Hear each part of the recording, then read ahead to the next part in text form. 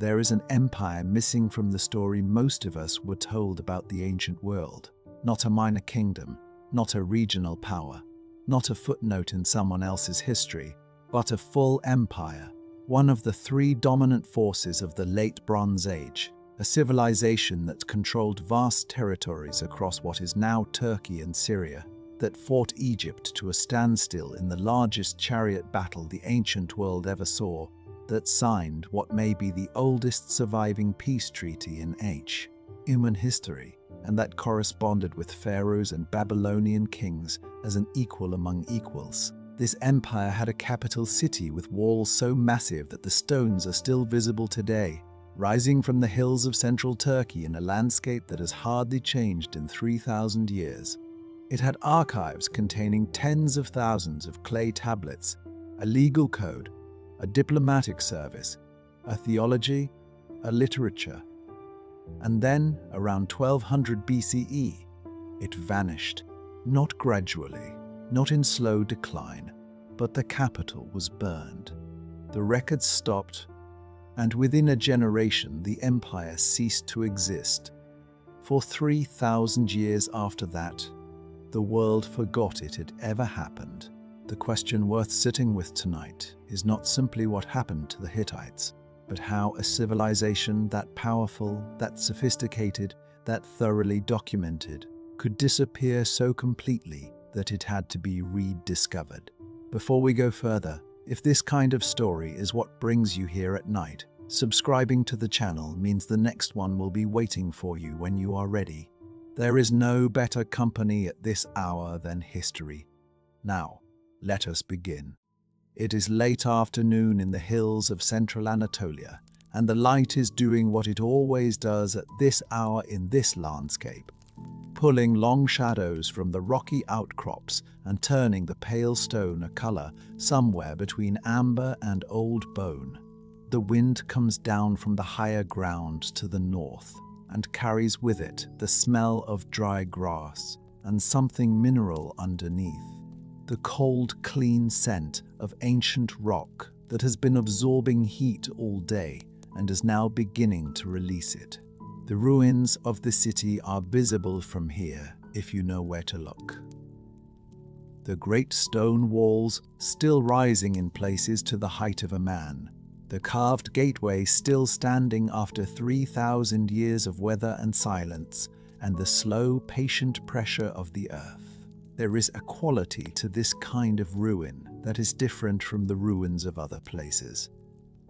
Different from the carefully tended archaeological sites that have been fenced and labeled and turned into destinations.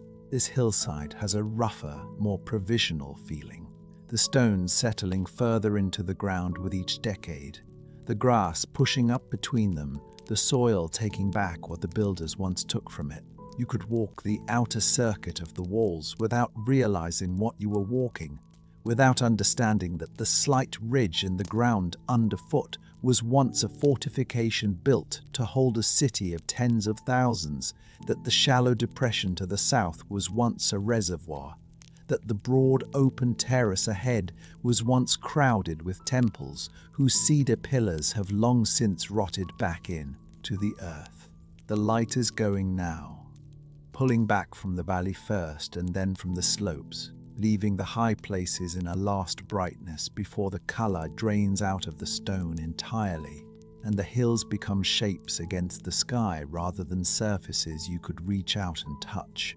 It is in this particular moment, when the ruins are still visible but the details are beginning to soften, that the place feels most like what it is, a space where something very large once happened and then stopped happening, and the silence that followed has lasted long enough that even the stones have begun to forget what they were for. That question of what exactly happened and why it stopped so completely and so fast is what we are here to sit with tonight.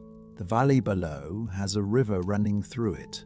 Not a large river, not the kind of river that built Egypt or fed the cities of Mesopotamia, but a functional river.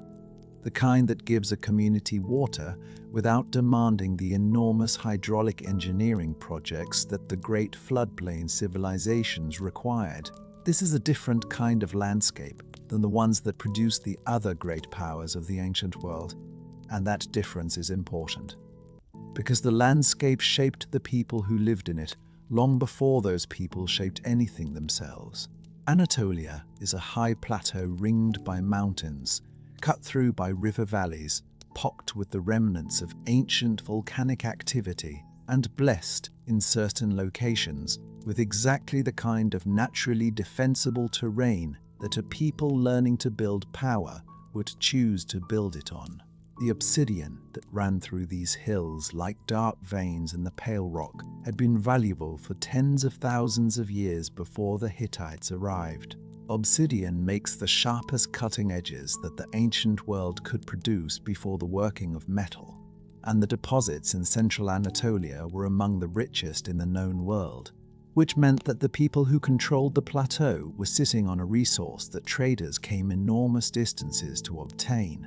Commerce follows geography, and geography here meant that Anatolia wasn't an isolated backwater, but a crossroads, a place where the routes between the Mediterranean coast and the interior of Asia intersected, where metals and cloth and grain and ideas moved from hand to hand, and where the community that managed to impose order on that movement could accumulate wealth and power at a rate that more isolated societies couldn't match. The Hittites emerged into the light of written history somewhere around the 18th or 17th century before the Common Era, which is to say, at roughly the same moment that Egypt was entering the period scholars call the New Kingdom, when the Great Pyramids of Giza were already nearly 1,000 years old, already ancient monuments to an earlier world that people visited and marveled at and Abe wrote poems about. The palace at Knossos on Crete was still standing. The city of Babylon, already centuries old, was the dominant power of Mesopotamia, a place of temples and law codes, and a sophisticated urban culture that had been accumulating complexity for generations. The Bronze Age world wasn't a primitive world. It was a world of long-distance trade, of diplomatic correspondence conducted in multiple languages, of international agreements and royal marriages, and the careful management of relationships between states that were simultaneously rivals and partners, because the trade that enriched all of them required a degree of stability that perpetual war would have destroyed. Into this world the Hittites arrived. Or more precisely, into this world the Hittites coalesced, because they didn't arrive from anywhere in the way that an invading army arrives. The evidence suggests a gradual process of consolidation among the people of central Anatolia, a coming together of groups who spoke related languages and shared cultural practices, and who over several generations produced the political structures that eventually became the thing we call the Hittite state. The early records are incomplete, as early records almost always are, and the historians who work on this period use words like roughly and approximately, and it seems likely with the frequency that the material demands, which is to say quite often. What we can say with confidence is that by the 17th century before the Common Era, there was a kingdom in central Anatolia whose kings wrote letters in a language we can read, whose capital was at a place called Hattusa, and whose ambitions were already reaching outward beyond the high plateau into the richer and more contested lands to the south and west. The position of the great king of Hatti, as the Hittite ruler styled himself, is perhaps best introduced not through the list of kings and their dates, but through the voice that comes off the tablets themselves. The Hittite royal archives preserve a remarkable quantity of royal correspondence, treaties, legal decisions, prayers, and administrative records, and the voice that runs through all of these documents has a distinctive quality that survives even in translation. It is direct, careful, and deeply aware of precedent. The kings of Hatti justified their decisions by referring to what previous kings had done. They recorded their treaties in formal language that specified the obligations of every party and the consequences of violation. They wrote prayers that addressed the gods with a kind of negotiated formality, as if the relationship between king and deity were itself a kind of treaty, a set of mutual obligations that both parties were expected to honor. One of the most striking things about the Hittite archive is the sheer variety of what the people who ran this empire thought worth writing down. There are grain tallies and tax records, which is what you expect from an ancient administrative archive. There are also collections of myths and legends borrowed from neighboring cultures, translated into Hittite from Hurrian and Akkadian and other languages of the ancient Near East. There are ritual texts describing ceremonies that must have taken days to perform, with instructions for every participant and every moment. There are legal codes that distinguish carefully between different categories of crime and different circumstances of culpability, that specify compensation rather than punishment in many cases, and that reveal a legal tradition that had been developing and refining itself for generations. There are diplomatic letters between the Hittite king and the pharaoh of Egypt that begin with elaborate formal greetings between equals and then descend into the practical business of two great powers managing their relationship.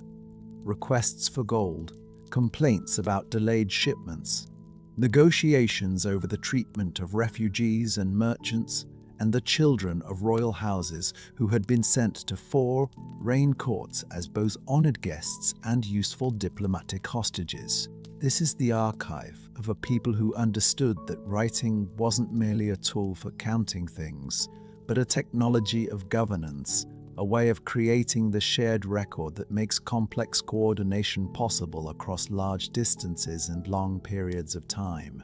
The Hittite Empire wasn't held together by the personal authority of a single ruler, though the personal authority of the great king was real and considerable. It was held together by a web of written agreements, vassal treaties that specified in detail what the subordinate king owed the great king and what the great king owed in return, and by the administrative machinery that implemented those agreements across the empire's territory. It was, in this sense, a surprisingly modern-looking enterprise, a system that believed in the power of the written word to bind behavior in ways that personal loyalty alone couldn't. The geography that made all of this possible deserves a little more attention, because the Hittites didn't simply choose Hattusa as their capital arbitrarily. The site sits in a curve of the Budakwasi River, surrounded on three sides by terrain that a defender can use and an attacker can't, at an altitude that made the city genuinely cold in winter and cool enough in summer to be habitable without the constant management of water that the lowland cities required. The walls that the Hittites eventually built around Hattusa ran for more than 6 kilometers, enclosing a city that in its mature phase covered something like 150 hectares, an enormous area by the standards of the ancient world, containing not just the royal palace and the great temples, but residential districts, storage facilities, and the archive buildings whose contents would eventually tell us nearly everything we know about the people who built them. The people who moved through that city in its prime weren't a homogeneous population. The Hittite Empire was a multi-ethnic enterprise from its earliest stages, incorporating people who spoke different languages, worshipped different gods, and maintained different local customs, all under the administrative authority of the great king and his court at Hattusa.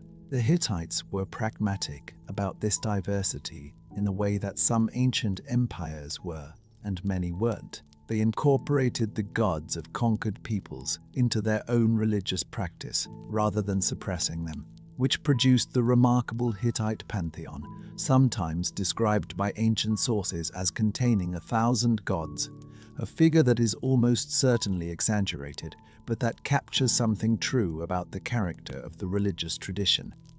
It was accumulative, hospitable to addition, and genuinely interested in the divine traditions of other peoples in a way that was unusual in the ancient world.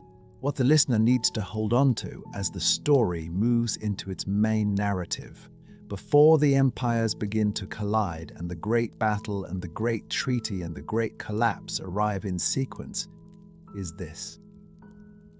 The Hittites weren't a warrior culture in the simple sense that term is sometimes used. Not a people defined primarily by military conquest and the subjugation of others. They were that too, in the way that every state in the ancient world that wanted to survive had to be. But they were also diplomats and lawyers and archivists and theologians and engineers, and the empire they built reflected all of those capacities equally. The army that would face Egypt at Kadesh was supported by the same administrative machinery that processed the grain tallies and managed the vassal treaties and translated the religious texts of neighboring peoples. The Hittite Empire was a system, and it is as a system, in its full sophistication and its full fragility, that the story of its rise and fall needs to be understood. The scribe working in the archive room at Hattusa in the middle of the 14th century before the Common Era wouldn't have thought of himself as doing anything particularly significant. Pressing his stylus into the wet clay of another tablet, forming the wedge-shaped signs of cuneiform script in the careful sequence that the training of his profession had made almost automatic. He was recording something administrative, most likely. Something that needed to exist as a written record because the machinery of a large empire generates an enormous quantity of things that need to exist as written records. The allocation of grain from a royal storehouse, the terms of a land grant to a loyal vassal, the proceedings of a legal dispute between two households in a provincial town, the inventory of a temple's ritual equipment, the instructions for a ceremony that couldn't be left to memory because too many people needed to perform it too precisely for memory alone to be reliable. He pressed the signs into the clay, set the tablet in the ordered sequence with the others, and went on to the next one. The room around him contained thousands of tablets already and would contain thousands more before the archive was finished. And the archive was never quite finished because an empire at work is always generating more material than it has yet recorded. That tablet, and the thousands that surrounded it, would sit undisturbed in that room for roughly 3,000 years, buried under the collapse of the building above them and the slow accumulation of soil that covers all abandoned places, given enough time. And they would eventually tell us more about the world that produced them than almost any other source we have for this period and this place, Bash. But the scribe who made them didn't know that. He was just doing his job in an empire that had taken several centuries to build, and that, in the middle of the 14th century before the Common Era, appeared to be one of the permanent features of the landscape of civilization. To understand how that empire was built, it helps to go back to the beginnings, to the moment before the Hittites were the Hittites in any meaningful sense, when they were simply one among several groups of people living in central Anatolia and working out, as people in every landscape eventually work out, what combination of geography and organization and military capacity would allow them to accumulate enough power to matter. The highlands of Anatolia presented both advantages and challenges that shaped the character of whatever civilization would eventually emerge from them. The advantages were the ones already mentioned: the defensible terrain, the mineral resources, the position on the trade routes between the Mediterranean coast and the interior. The challenges were equally significant, and they are worth dwelling on. The plateau is cold, genuinely cold by the standards of the ancient Near East, with winters that would have surprised anyone arriving from Egypt or Babylon, and that imposed real constraints on what could be grown, when, and in what quantities. The agricultural land, while productive in the river valleys, is not the inexhaustible fertility of the Nile flood or the Mesopotamian irrigation systems. And the high ground that made Hattusa defensible was also high ground that made farming it difficult. A state built in Anatolia would always be working against tighter natural constraints than its rivals to the south, and would need to compensate for that relative disadvantage through other means. The means the Hittites developed were two, and they were related to each other in ways that would define the character of the empire for as long as it existed. The first was military effectiveness, which in the Bronze Age world meant primarily the capacity to field and supply large chariot forces in addition to infantry, and to do so reliably over long distances, which required not just the horses and the vehicles and the trained crews, but the logistical infrastructure that could sustain them on campaign. The second was diplomatic skill, the capacity to negotiate and maintain relationships with neighboring powers that reduced the cost of constant warfare and allowed the empire to project influence over territories it couldn't realistically garrison in force. The Hittites weren't the only people in the ancient Near East who understood that diplomacy was cheaper than war, but they were among the most systematic in their practice of it, and the written records they left behind suggest a diplomatic tradition that was more sophisticated and more self-aware than most of its contemporaries. The Old Hittite Kingdom, as scholars call the earliest phase of the state, dates from roughly the 17th century before the Common Era to the middle of the 15th, and it is a period characterized by significant internal instability alongside genuine external expansion. The early great kings were powerful figures who conducted successful military campaigns, but they struggled constantly with the problem that confronts every early monarchy: the relationship between royal authority and the claims of the aristocracy. The Hittite nobles, the senior officials, and military commanders and regional governors who administered the empire on behalf of the king weren't simply servants of the crown. They were powerful men with their own lands and followings, and, in some cases, their own ambitions. And the history of the Old Kingdom is partly a history of kings trying to manage the tensions between central authority and aristocratic independence without tipping the balance so far in either direction that the whole system came apart. It came apart anyway, more than once. The early Hittite records contain accounts of palace coups and assassinations and succession struggles that make the royal family sound like a particularly violent version of a very large and unhappy household.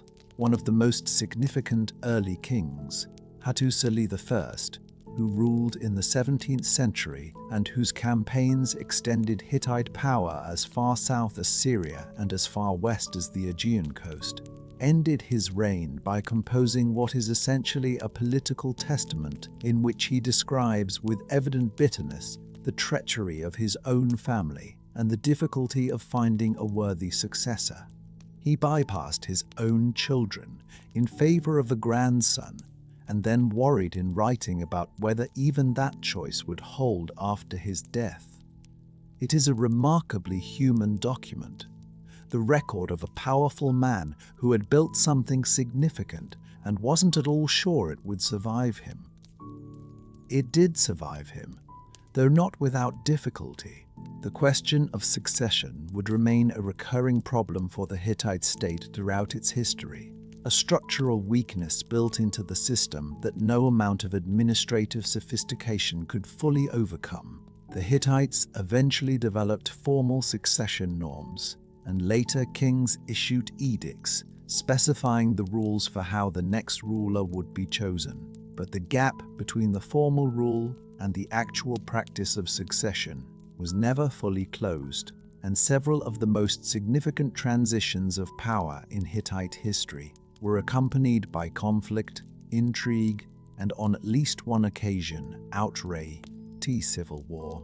Pause here for a moment and let the shape of the early Hittite state settle into view, because it is easy at this distance to imagine a smooth and inevitable rise to power that the actual history doesn't support.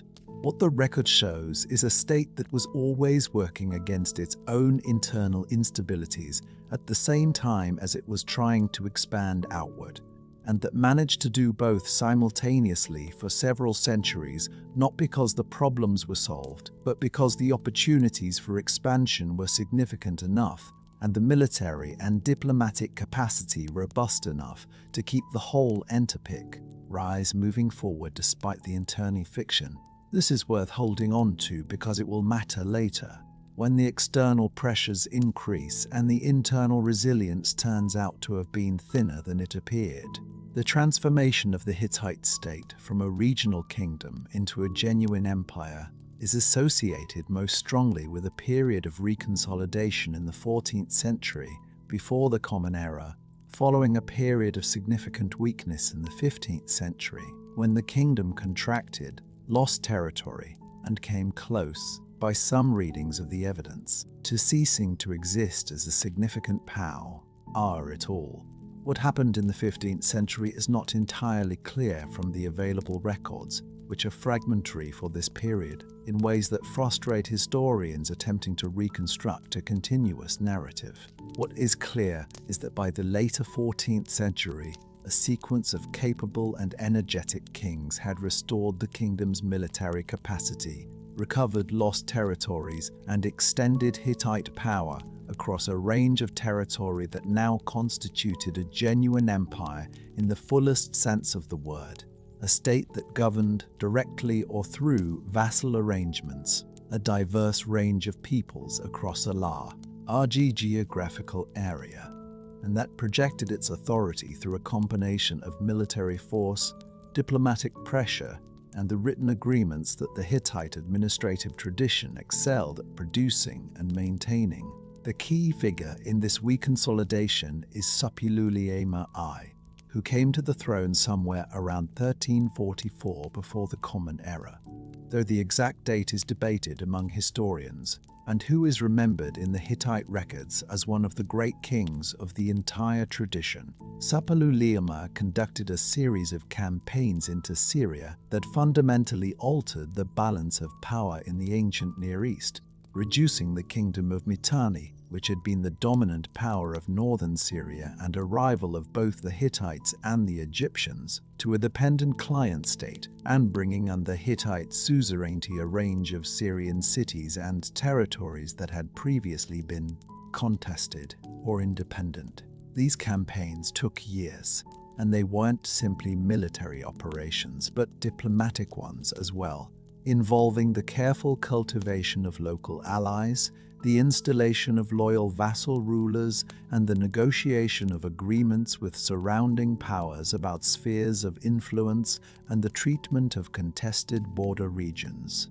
The Hittite vassal system that Suppiluliuma and his successors developed and refined was a distinctive and sophisticated piece of political technology.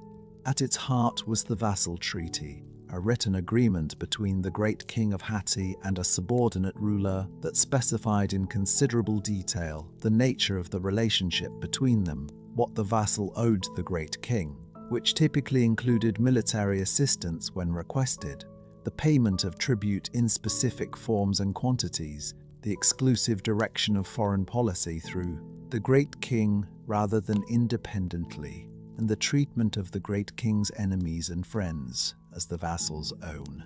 In return, the great king guaranteed the subordinate ruler's position, promised military assistance against external threats, and committed to treating the vassal's people and territory with a degree of respect that distinguished the relationship from simple conquest.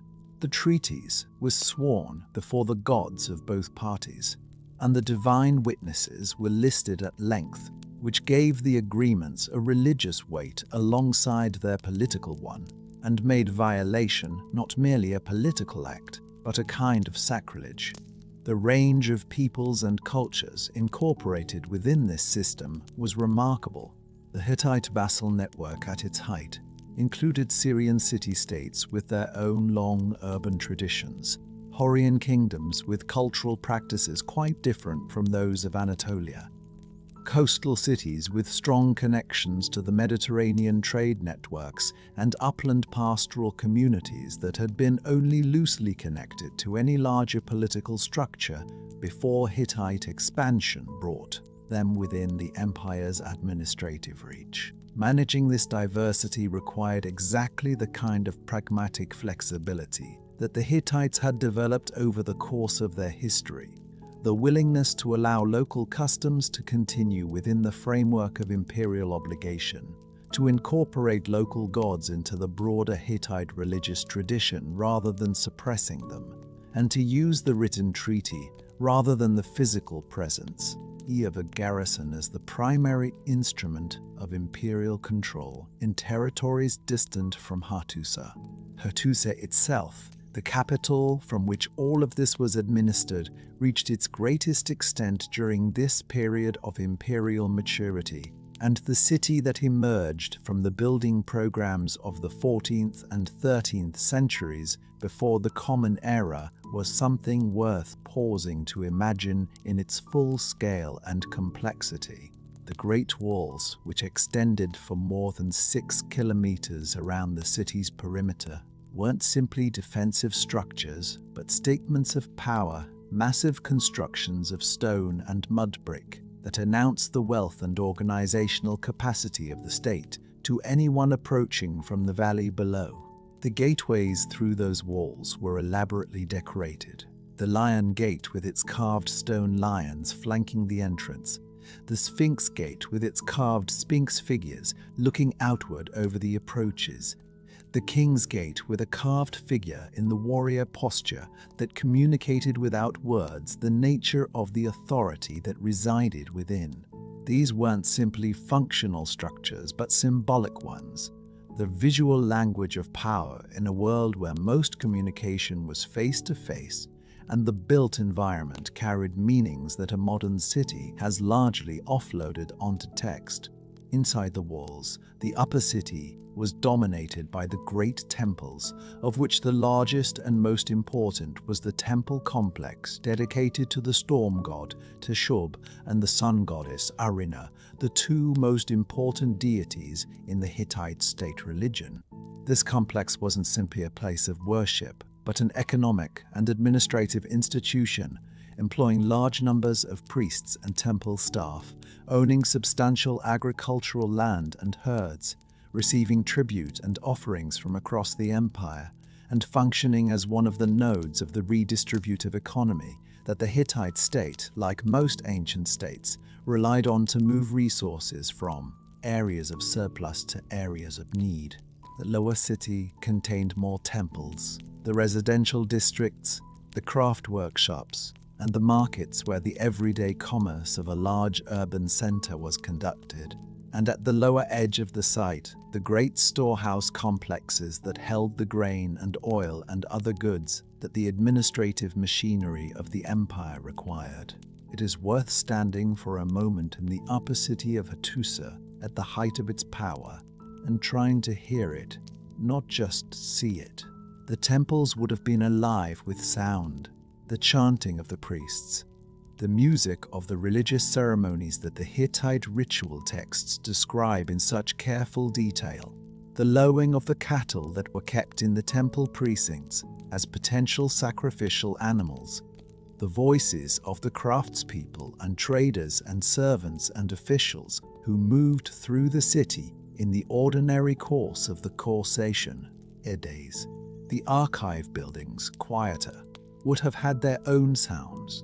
The scratch of stylus on clay, the movement of scribes between rooms, the occasional arrival of a messenger with tablets from a distant part of the empire, documents that would be logged and stored and added to the accumulation that the excavators of the 19th and 20th centuries would eventually carry out in numbered pieces.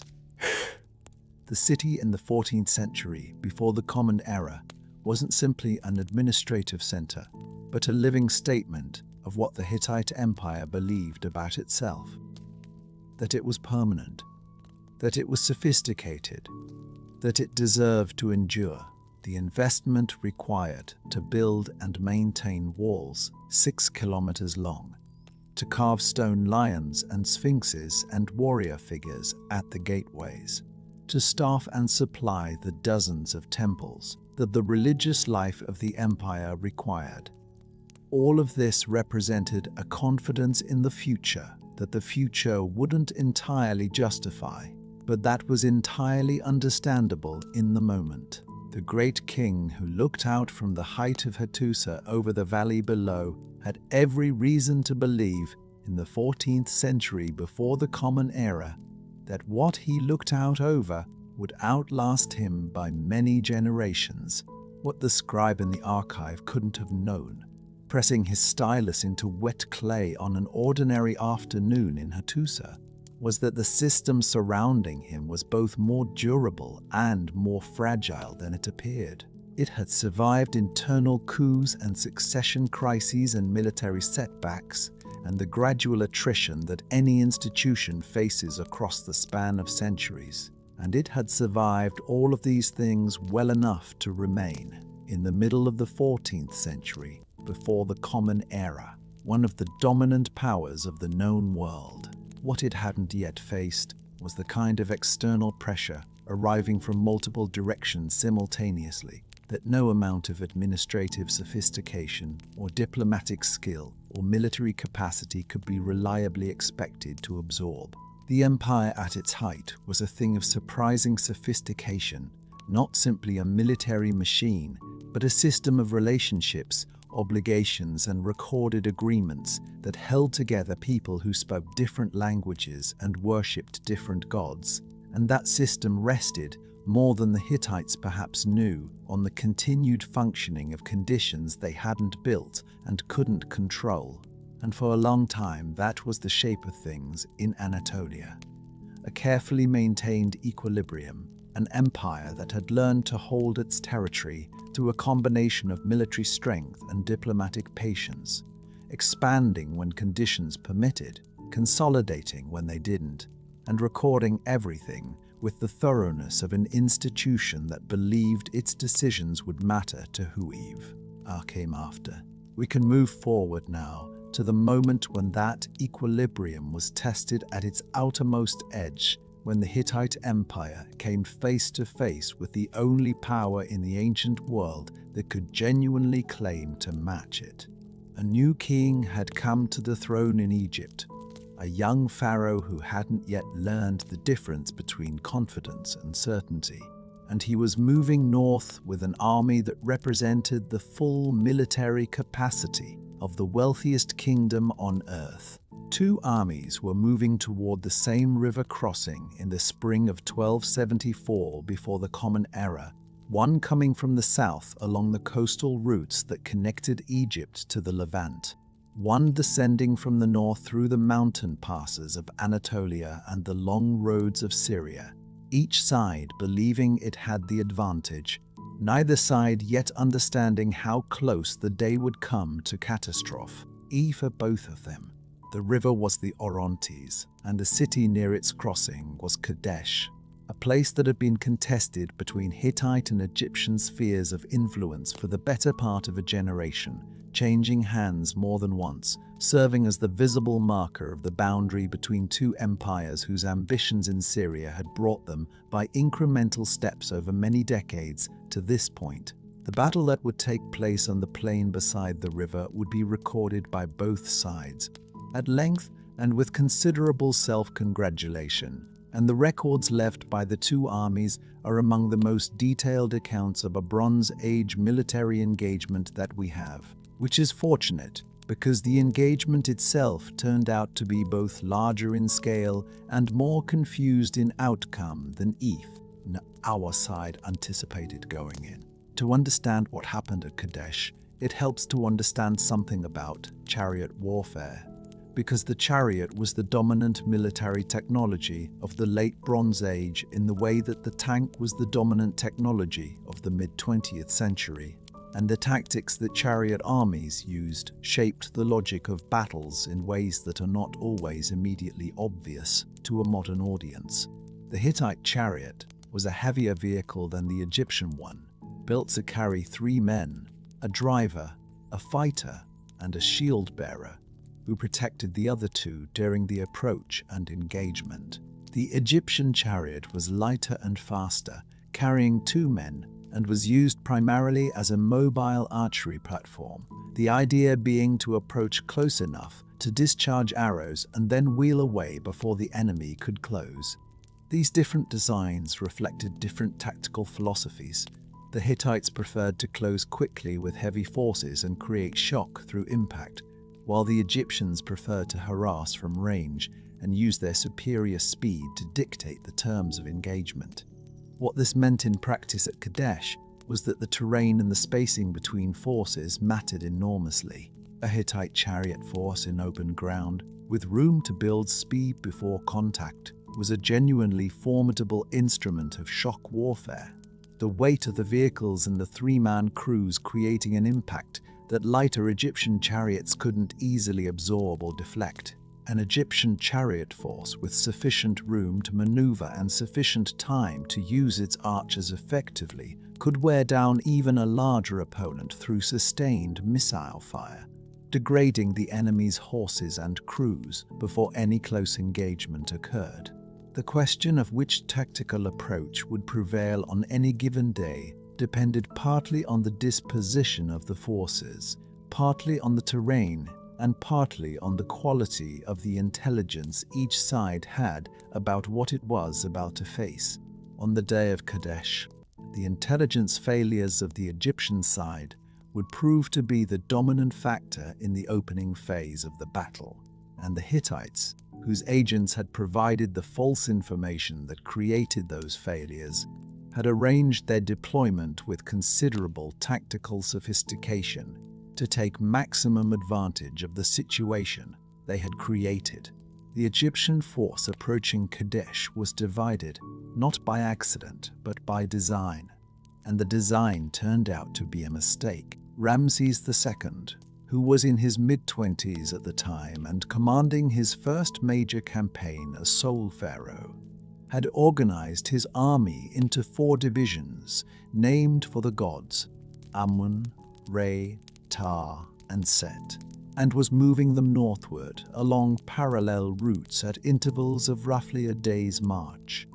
His intelligence was wrong. He had been told by Hittite agents posing as deserters that the Hittite army was still a considerable distance to the north of Kadesh, and on the basis of this information, he moved his advance force, the division of Amun, rapidly toward the city to establish a camp, leaving the following divisions strung out behind him along the approach road. The Hittites weren't far away at all. They were already concealed on the far side of the city, and the Hittite king Muwatalli II had arranged his forces with careful attention to the terrain, waiting for exactly the moment when the Egyptian divisions would be separated and unable to support each other. The deception that created this situation wasn't a simple stroke of luck, but a planned operation. And the fact that it worked so completely against an experienced military force speaks to the sophistication of Hittite intelligence practice in this period. The Hittite state had been conducting operations in Syria for generations, and a network of relationships, informants, and local knowledge that sustained those operations was one of the empire's less visible but genuinely significant assets. Sending agents to deceive the enemy about the location of the main army required a level of institutional knowledge about Egyptian military practice, about the kinds of information Egyptian commanders would find credible, and about the specific geography of the approach to Kadesh that could only have been accumulated through years of careful attention. The false information worked because it told Ramses what he already half believed, that the Hittites would withdraw rather than stand and fight against the full strength of the Egyptian force, and the intelligence failure at Kadesh was as much a failure of Ramses's own assumptions as it was a triumph of Hittite deception. The moment came when the division of Re, following a day behind the division of Amun, moved into the open ground south of Kadesh. Muwatalli unleashed his chariot force, something in the region of 2,500 to 3,000 vehicles by various estimates, across the river and into the exposed division of Re. The division of Re broke. The survivors fled northward toward the camp, where Ramses and the division of Amun had already established their position, and the Hittite chariots followed, crashing through the perimeter and into the Egyptian camp in a wave of organized violence that should, by any reasonable military calculation, have resulted in the capture or death of the pharaoh himself. Take a breath here and hold the image for a moment, because what happened next is one of those moments in ancient history that even the most careful modern historian finds difficult to assess with complete confidence, partly because the Egyptian account of what followed was written by the Egyptians and presents Ramses in the most flattering possible light, and partly because the Hittite account hasn't survived in any detailed form. What both sides seem to agree on is that the Hittite chariot force, after its initial success, lost momentum. The reasons are debated. Some historians suggest that the chariot crews stopped to loot the Egyptian camp rather than pressing the attack, which was a common failure in ancient warfare when discipline broke down during a successful assault. Others point to the arrival, at what turned out to be exactly the right moment, of a force of Egyptian troops from a different direction, a unit that had been approaching Kadesh along a separate route and that arrived in time to hit the Hittite chariot on their flank while they were disorganized. Whatever the combination of causes, the attack that should have been decisive stalled, and Ramses, by his own account at considerable personal cost, was able to rally his remaining forces and create enough of a defensive position that the Hittites couldn't complete their breakthrough. The Hittite infantry, which hadn't yet crossed the river in force, was available to Mu'tali, but wasn't committed to a final assault. A decision whose rationale the surviving sources don't fully explain, and which historians continue to debate alongside all the other uncertainties of this exceptionally well-documented but still frustratingly opaque engagement. By the end of the day, neither side had achieved what it came to achieve. The Hittites hadn't destroyed or captured the Egyptian force. Ramses retreated south with what remained of his army. Mu'tali held his position north of Kadesh, but hadn't taken the field in pursuit, content to hold the ground he had and to watch the Egyptians go. The battle, by the military standards of the ancient world, was inconclusive. A large and expensive engagement that resolved nothing about who would control the territories both sides wanted. The Egyptian account of the day, which is the more abundant of the two surviving versions, presents Ramses as a figure of almost supernatural courage and competence. A pharaoh who stood alone against the Hittite host when his troops had abandoned him, who called upon the god Amun in his moment of extremity and received divine assistance that turned the tide, and who through personal bravery in the saddle of his chariot kept the disaster from being total. This account was carved in hieroglyphics on the walls of temples at Karnak, at Habu Simbel, at the Ramesseum, and at several other sites across Egypt, which means that the version of events that Ramses wanted his subjects and his successors to remember was reproduced at enormous expense across the full geographic extent of the Egyptian kingdom. The Hittite version of events, where it survives at all, is considerably more restrained and reads less like a celebration of one side's performance than like a competent military administrator's assessment of an operation that achieved some of its objectives and not others. What happened over the following decade and a half is in some ways more remarkable than the battle itself. The two empires continued to contest Syria, continued to conduct military operations in the region, and continued to position and reposition their forces and their diplomatic relationships across the contested zone. But the full-scale engagement of 1274 wasn't repeated. The costs had been too high and the results too uncertain. Both sides had other concerns as well, internal challenges, pressure from other directions, the ordinary administrative demands of large empires that can't concentrate all their resources on a single frontier indefinitely. And somewhere in this period of exhausted and cautious restraint, someone on one side or the other, and the historical record is not clear about who initiated the process, began to explore the possibility of a different kind of resolution. The negotiations that produced the treaty were themselves a diplomatic exercise of considerable sophistication, involving the exchange of messengers and preliminary agreements over a period of time before the final text was formalized. The language of the final treaty draws on a tradition of international agreement-making that had been developing in the ancient Near East for generations, a tradition in which certain formulas had acquired established meanings that both parties understood, in which the relationship between the contracting powers was defined through carefully chosen kinship language, and in which the divine witness, ease to the agreement, provided a religious sanction that gave the text a weight beyond its purely political content. The gods of both kingdoms were invoked as guarantors of the agreement, their names listed in the treaty text with the specificity that diplomatic usage required. And the invocation of divine witness wasn't merely ceremonial. It meant that violation of the treaty wasn't simply a breach of contract between two kingdoms, but an act of impiety toward the divine powers of both traditions, with consequences that extended beyond the political into the religious and cosmic, into a domain where neither king could claim authority, and where the gods themselves were understood to be the ultimate enforcers of what had been agreed. The Egyptian-Hittite peace treaty, which was concluded roughly 16 years after the Battle at Kadesh, is preserved in two forms: the Egyptian version, carved in hieroglyphics on temple walls at Karnak and the Ramesseum, and the Hittite version, written in Akkadian, the diplomatic language of the ancient Near East, on clay tablets found in the archive at Hattusa.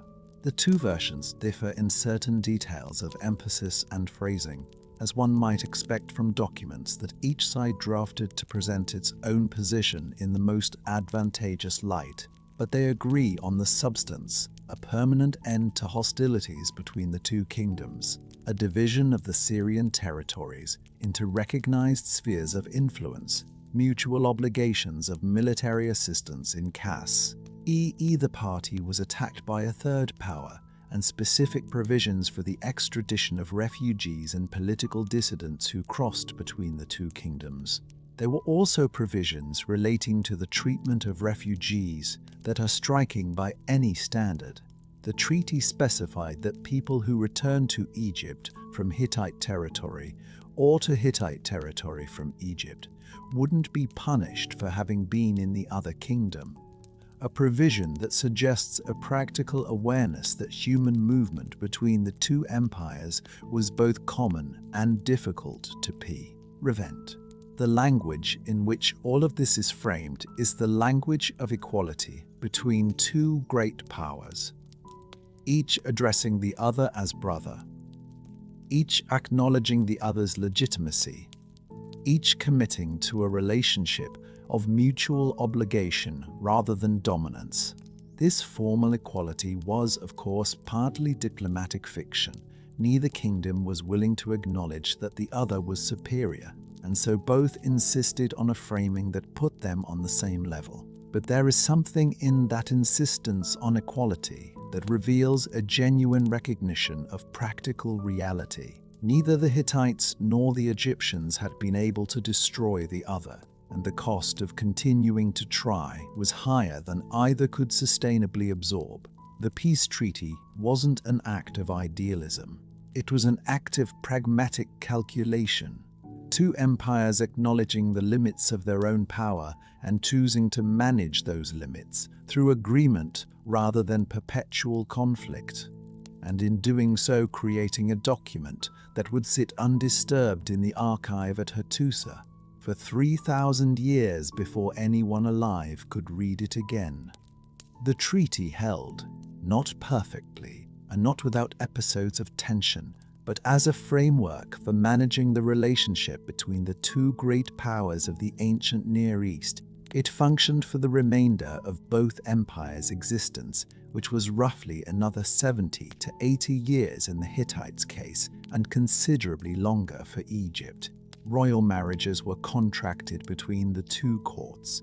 The daughter of the Hittite king Hattusili III, who had succeeded Muwatalli after a complicated succession dispute, was sent to Egypt to become one of Ramses's wives, and the diplomatic correspondence that accompanied this transaction survives in the archive at Hattusa.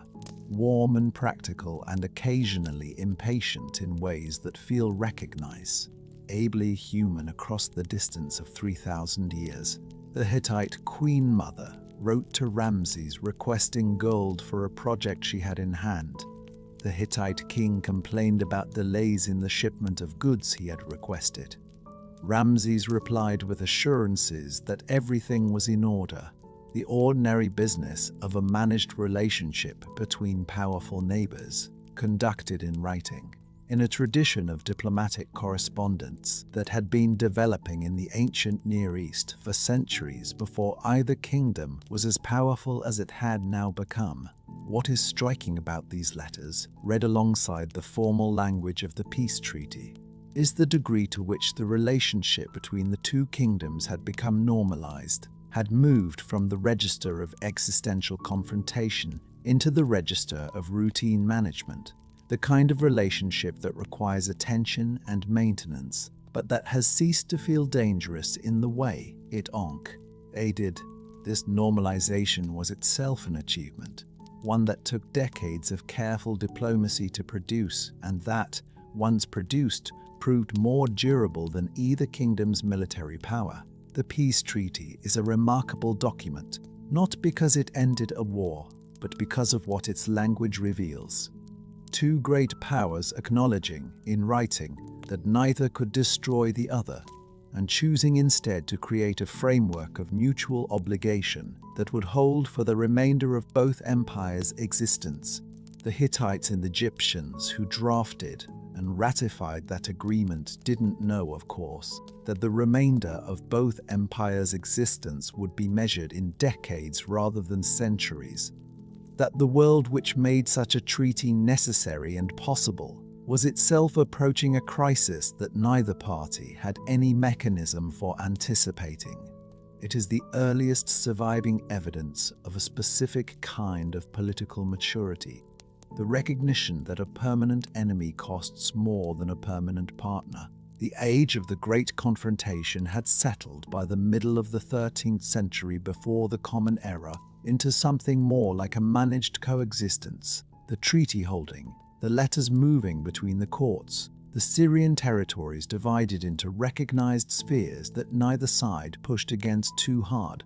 We can step back now from the diplomacy and the battlefield and turn inward to the world the Hittites had built for themselves within the borders of their empire, to the city and the sanctuary and the legal codes and the daily life that the tablets record in such unexpected and generous detail. It is a world worth inhabiting for a while, because it is more surprising and more human than the outline of the story might suggest. A short walk from the city of Hattusa, following a path through the rocky hillside to the northeast. A visitor in the 13th century, before the Common Era, would have arrived at a place that wasn't quite like anything else in the Hittite world. The sanctuary at Hittite occupies a natural chamber in the living rock, a place where two outcrops of limestone have come together over geological time to create an enclosed space open to the sky, the walls rising smoothly on either side to a height of several meters, the floor of the chamber flat and clear. What the Hittites did with this natural feature was to carve it. Every accessible surface of the main chamber and an adjacent smaller chamber, carved in low relief with figures that represent the gods of the Hittite world. A gallery of divine processions moving along both walls toward a central meeting point where the great gods of the storm and the sun face each other across the axis of the space. The whole scene, cut into the rock at a scale that required years of skilled labor, represents the assembled pantheon of a civilization that had been collecting and incorporating divine traditions from across the ancient Near East. And the result is a visual document of the Hittite religious imagination that is unlike anything else that survives from the Bronze Age world. The small of the two chambers at Yazilikaya has a different character from the main gallery, more intimate and more specific in what it depicts. One of its carved reliefs shows a figure that scholars identify as the deified Tudaliya IV, a Hittite king of the 13th century, being embraced by the god Sharuma, a protective deity shown holding the king within the circle of his arm in a gesture that communicates divine favor and personal protection. Another carving in the smaller chamber shows a row of sword gods, human figures with the lower halves of their bodies replaced by blades, standing in a line with an unsettling precision that suggests a specific ritual function for this part of the sanctuary. The smaller chamber may have been used as a mortuary shrine, a place associated with the royal dead and the rituals that connected the living king to his predecessors, and the combination of imagery within it, the protected king, the sword gods, the presence of divine power in an enclosed and slightly claustrophobic space creates an atmosphere that is still perceptible when you stand in it today, 3,000 years after the last ceremony was performed there. The gods carved at Yazilikaya are identified by names and symbols that scholars have decoded from the inscriptions and the iconographic conventions of the Hittite visual tradition. The great storm god Teshub stands at the head of the male divine procession, his feet resting on the shoulders of two mountain gods who support him above the ground, his hand raised in a gesture of authority. Across from him, leading the female procession, stands the sun goddess Hippat, his consort balanced on the back of a lion, attended by her own divine retinue. Around and behind them come the lesser gods of the Hittite world, a crowd of divine figures in the pointed caps and short kilts that Hittite visual convention used to mark divine status, each carrying the emblems of their particular domain. The procession is orderly and formal in the way that official religious art tends to be, but the sheer variety of the figures, the different sizes and attributes and accompanying symbols, gives the impression of a tradition that had been assembling itself from many sources over a long time and that hadn't quite finished the process of integration. The Hittite pantheon was, as noted in the grounding section, genuinely diverse in a way that reflected the diverse origins and constituents of the empire itself. The major gods were drawn from multiple traditions. The storm god and his consort were Hurrian deities adopted into the Hittite state religion. Their names and attributes borrowed from the religious tradition of the Mitanni and the Hurrian-speaking peoples of northern Syria and Mesopotamia. The sun goddess of the earth, an important figure in Hittite theology, was of Hattic origin, belonging to a religious tradition predating the Hittites themselves in Anatolia. The myths and legends that the Hittite scribes collected and translated included stories from the Sumerian and Akkadian traditions, from the Hurrian mythological cycle, and from the indigenous Anatolian traditions that the Hittites had inherited along with the landscape. The result was a religious system that was coherent enough to function as a state religion, providing the shared framework of divine authority that any ancient kingdom required to legitimate its power, but diverse enough to accommodate the many different peoples and traditions that the empire incorporated within its borders. The legal tradition that the Hittites developed alongside this religious plurality is one of the most interesting aspects of their civilization for a modern reader, partly because it is so recoverable from the surviving texts, and partly because it reveals a way of thinking about law and punishment that is in some respects more sophisticated than what one might expect from a Bronze Age empire.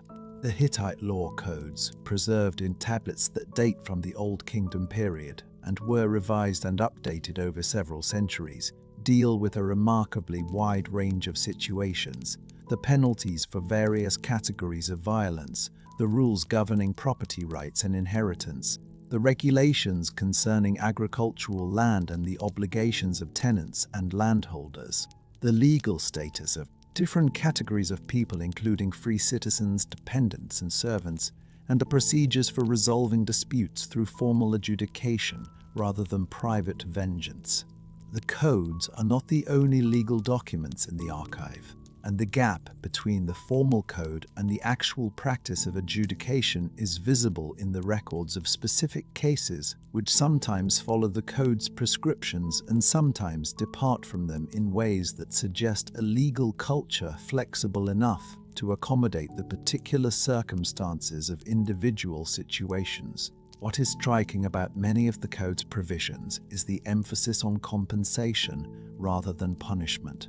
Where other ancient legal traditions tended toward the principle of equivalent retaliation, the Hittite codes frequently specified that the appropriate response to a harm wasn't a corresponding harm to the perpetrator, but a payment that compensated the victim or the victim's family for what had been lost. A man who killed another man owed the dead man's family a specified number of people to replace the labor and social contribution of the deceased. A man who damaged another man's property owed the repair or replacement of that property plus a penalty payment. The logic was restitutive rather than retributive, concerned with restoring the social equilibrium that the harm had disrupted rather than with satisfying a demand for equivalent suffering. Whether this reflects a genuinely distinctive Hittite ethical sensibility or simply a pragmatic calculation that restitution was more efficiently enforceable than punishment is a question the texts don't definitively answer, but the consistency of the pattern across different categories of offense suggests it wasn't simply a matter of convenience. Pause here for a moment in the middle of this world, because there is a risk in dwelling on the legal codes and the divine processions and the administrative machinery of losing sight of the people who actually lived inside it. The tablets are, among their many other functions, a record of ordinary Hittite life in a way that royal inscriptions and temple reliefs rarely are. And what they reveal is a society that was more varied and more locally textured than the broad outlines of imperial history suggest. There are land sale documents recording the transfer of small agricultural plots between private individuals, documents that tell us something about property rights and family structures in provincial Hittite communities far from the capital. There are records of court cases involving disputes between neighbors, between employers and workers, between people whose relationships had gone wrong in the ordinary ways that human relationships go wrong, and who came to the legal system looking for resolution in the same spirit that people have always approached legal systems, with a mixture of hope and skepticism and a calculation of whether the expected outcome was worth the cost of the process. The role of women in Hittite society is a subject that the tablets illuminate in ways that are both revealing and incomplete. The queens of the Hittite Empire, the women who held the title of Tawanana, the Great Queen, were figures of genuine political significance, not simply consorts but participants in royal government with their own administrative staff, their own resources, and in some periods their own substantial independent authority. There are letters from Hittite queens to foreign rulers, conducting diplomatic correspondence in their own names. There are religious texts in which the queen plays a central ritual role that can't be delegated to anyone else. There is the case of Puddlehapa, wife of Hattusili III, and one of the most remarkable individuals visible in the Hittite archive. a woman who appears in diplomatic correspondence with Ramses II, negotiating on behalf of the Hittite kingdom with a directness and authority that Ramses clearly found occasionally irritating and consistently had to take seriously. Puduhepa was also a religious figure of considerable importance, responsible for a major reorganization of the Hittite religious calendar and the production of new ritual texts, and her correspondence reveals a personality that was both politically astute and personally forceful in ways that the surviving sources don't often allow us to see in women of the ancient world. The texture of daily life in Hattusa, as recoverable from the tablets, is granular in some areas and almost entirely blank in others. We know a good deal about the diet of the people who worked in the palace and temple complexes because their food rations were recorded: bread in various quantities and qualities, beer, oil, meat on feast days and during certain ritual periods, vegetables and legumes that provided the bulk of the daily caloric intake for most people in the ancient world, regardless of their status.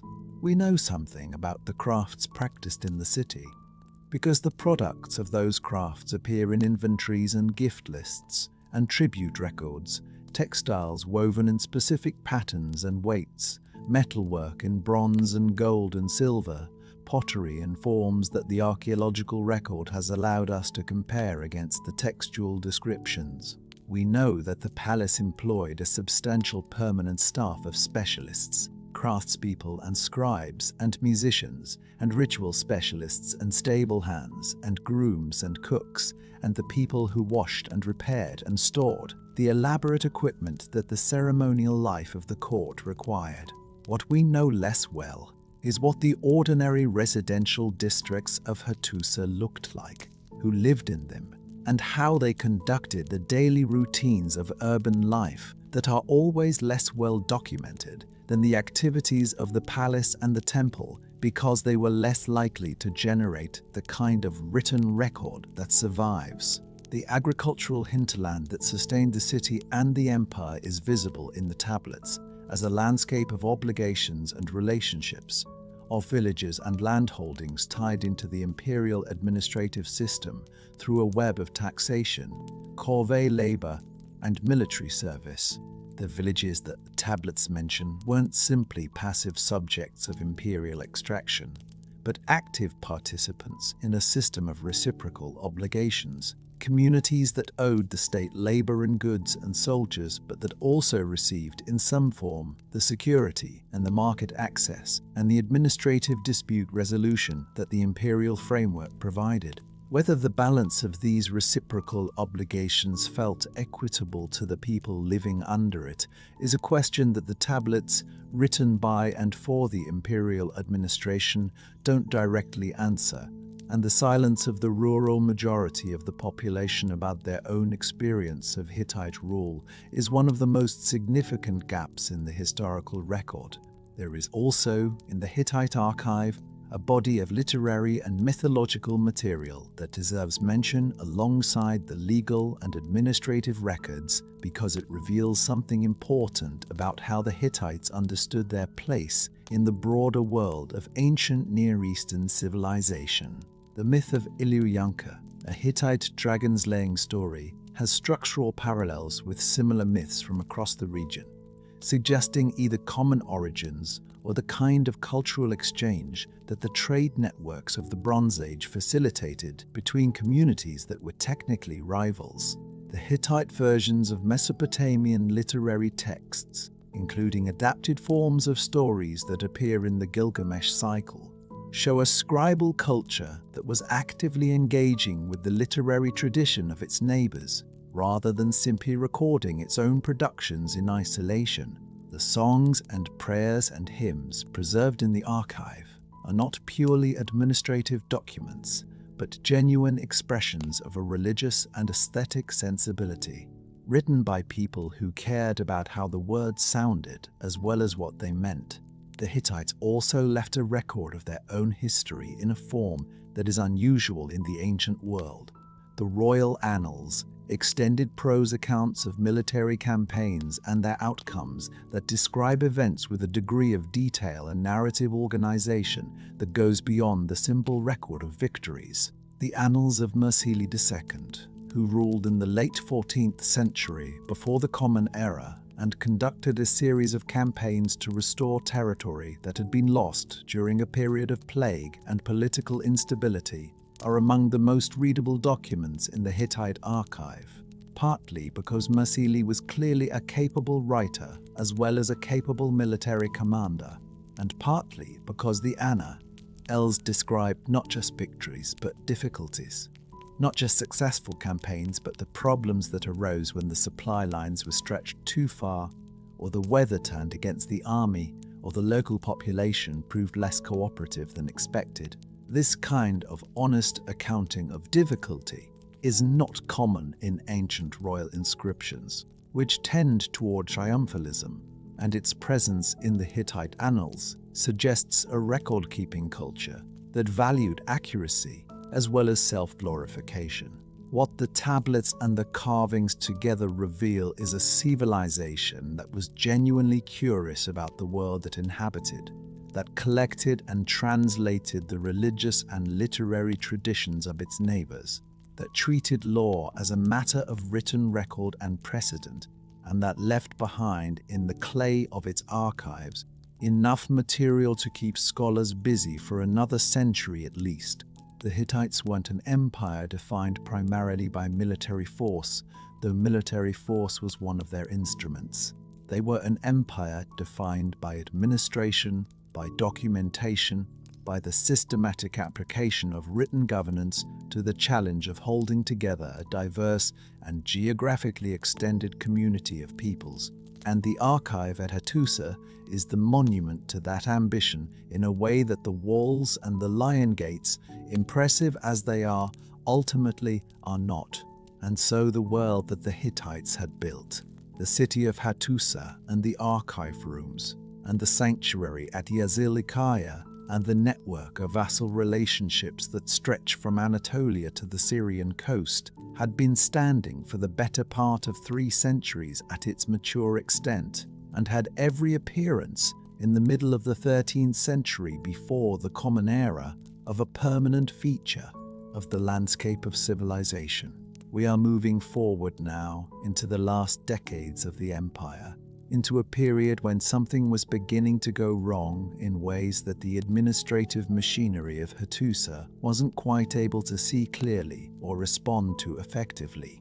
The archives record the end of the Hittite Empire, the way they recorded everything else, in the careful language of administration, right up to the moment when the recording stopped, somewhere in the final years of the Hittite Empire. In the administrative buildings of Hattusa, a scribe pressed his stylus into a wet clay tablet and recorded something that he expected to be sent, read, and acted upon. The tablet was never fired. It wasn't fired because firing clay tablets was a secondary process that happened when a document needed to be preserved indefinitely, and unfired tablets were the working documents of an active administration, the messages and reports and requests of a state conducting its ordinary business. The tablets from the final period at Hattusa are distinguished, archaeologically, by the fact that many of them were never intentionally preserved at all.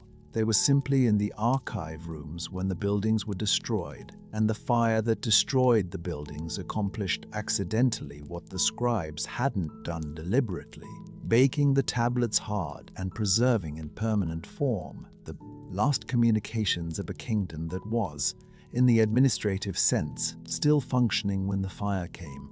The content of those last tablets is, in its way, the most eloquent document in the Hittite archive. There are requests for grain shipments addressed to Egypt and to other kingdoms, requests framed with a specificity of need that suggest the supply situation in central Anatolia had become genuinely difficult.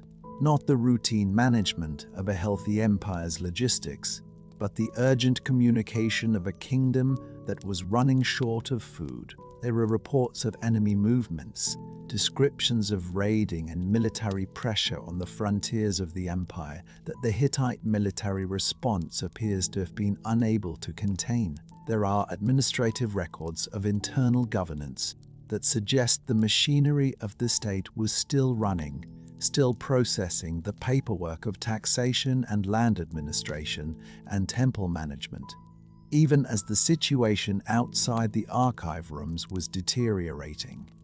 The tablets don't record panic.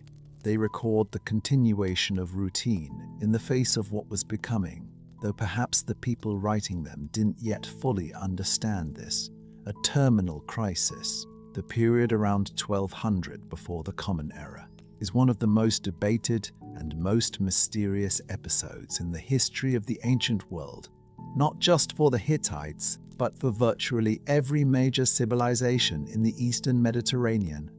Within a span of roughly 50 years, and in some cases much less, the palace centers of the Mycenaean world in Greece were destroyed or abandoned.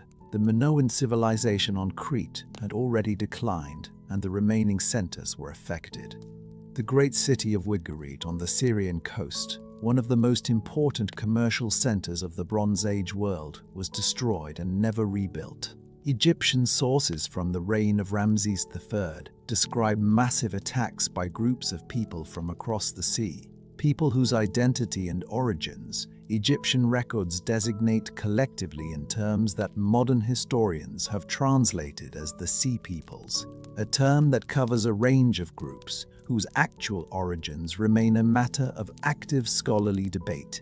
Several other cities across the Levant show destruction layers from this period that correspond to the general pattern of collapse, and Hattusa, the capital of the Hittite Empire, was burned and abandoned, its population dispersed, its administrative apparatus dissolved, its buildings left to the slow processes of decay and burial that would conceal them from the world for 3,000 years.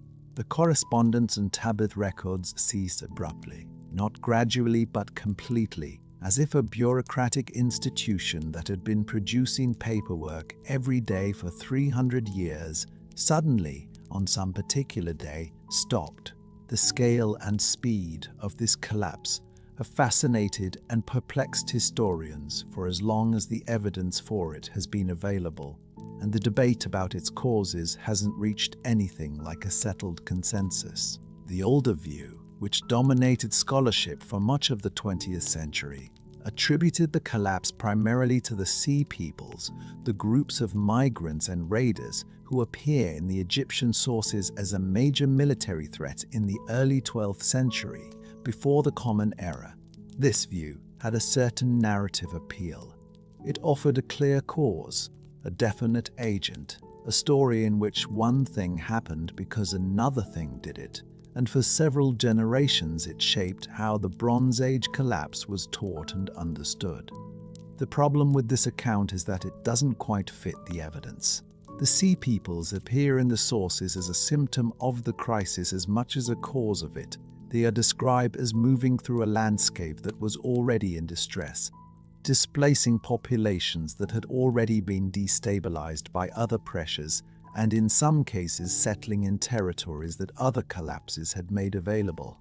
To treat them as the primary cause is to mistake a feature of the collapse for its explanation. The archive at Ugarit, the great Syrian port city that was destroyed in this period and never rebuilt, provides some of the most vivid evidence for the texture of the crisis in its final phase. Among the last documents found at Ugarit are letters from the king of Elashia, which is generally identified with Cyprus, warning the king of Ugarit that enemy ships had been sighted offshore and that attack was imminent. There is a letter from the king of Ugarit himself, written to the king of Elashia, describing how his own forces had been sent away to assist the Hittites in the north and to deal with threats in other directions, and how the city was therefore left without adequate defenders. The letter is a document of a kingdom at the end of its resources, a state that had been drawn into too many commitments simultaneously and that was facing a threat it couldn't meet with what remained available to it. The letter was never sent.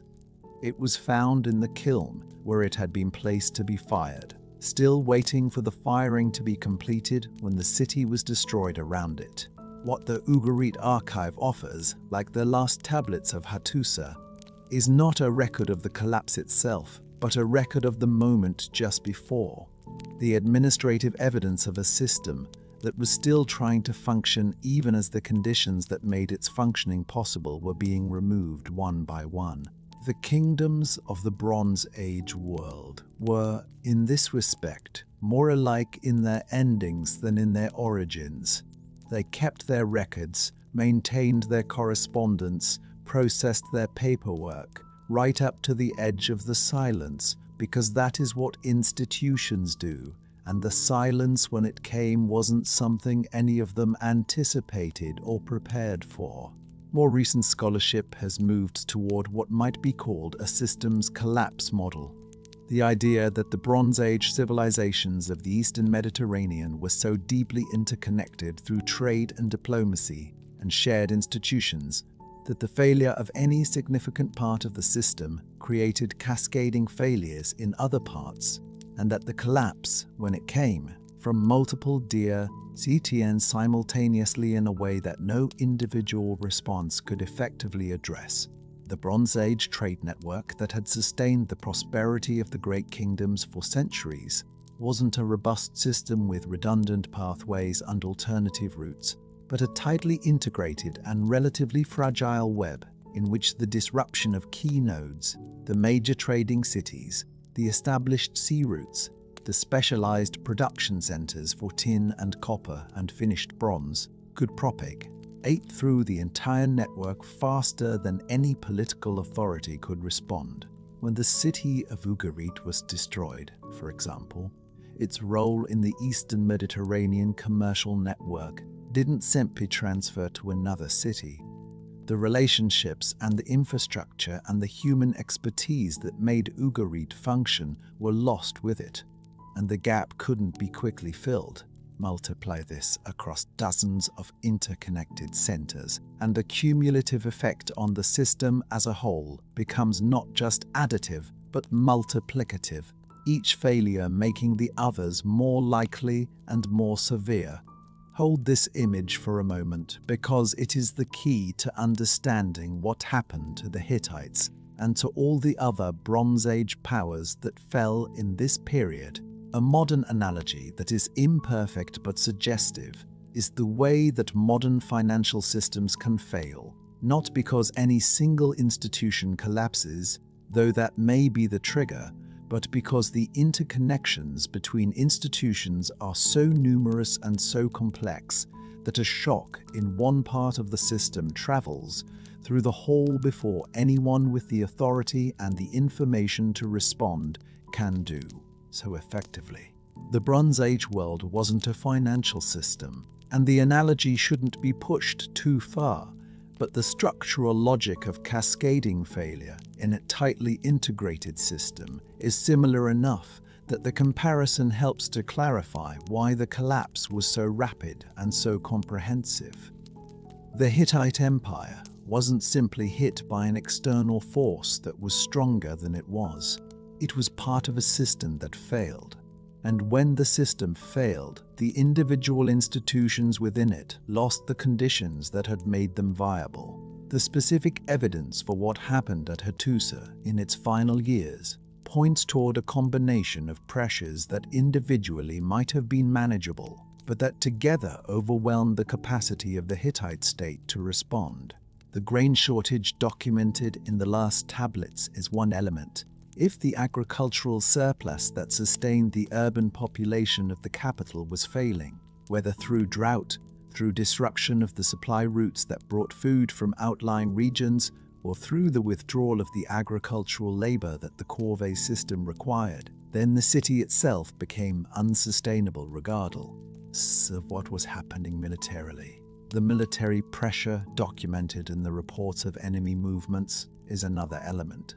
If the Hittite military was being drawn down by the need to respond to threats on multiple frontiers simultaneously, the garrison capacity that held the empire together was being consumed faster than it could be replenished. There is also climatic evidence, increasingly significant in recent scholarship, that the Eastern Mediterranean experienced a prolonged and severe drought in the late 13th and early 12th centuries before the Common Era, a reduction in rainfall sustained enough to have affected agricultural productivity across a wide area over a period of years or decades.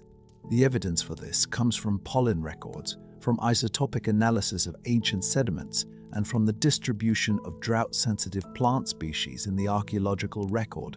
And while the picture is not uniformly consistent across all regions, the pattern is suggestive enough that most scholars working on the Bronze Age collapse now treat climatic stress as a significant contributing factor rather than a peripheral one. A sustained drought doesn't simply reduce food production in a single year. It depletes the reserves that ancient agricultural communities maintained against bad harvests. It kills perennial crops that take years to replace. It disrupts the herding patterns that supplemented cereal agriculture in the pastoral zones of Anatolia, and it creates the conditions for social stress and population movement that feed back into political instability.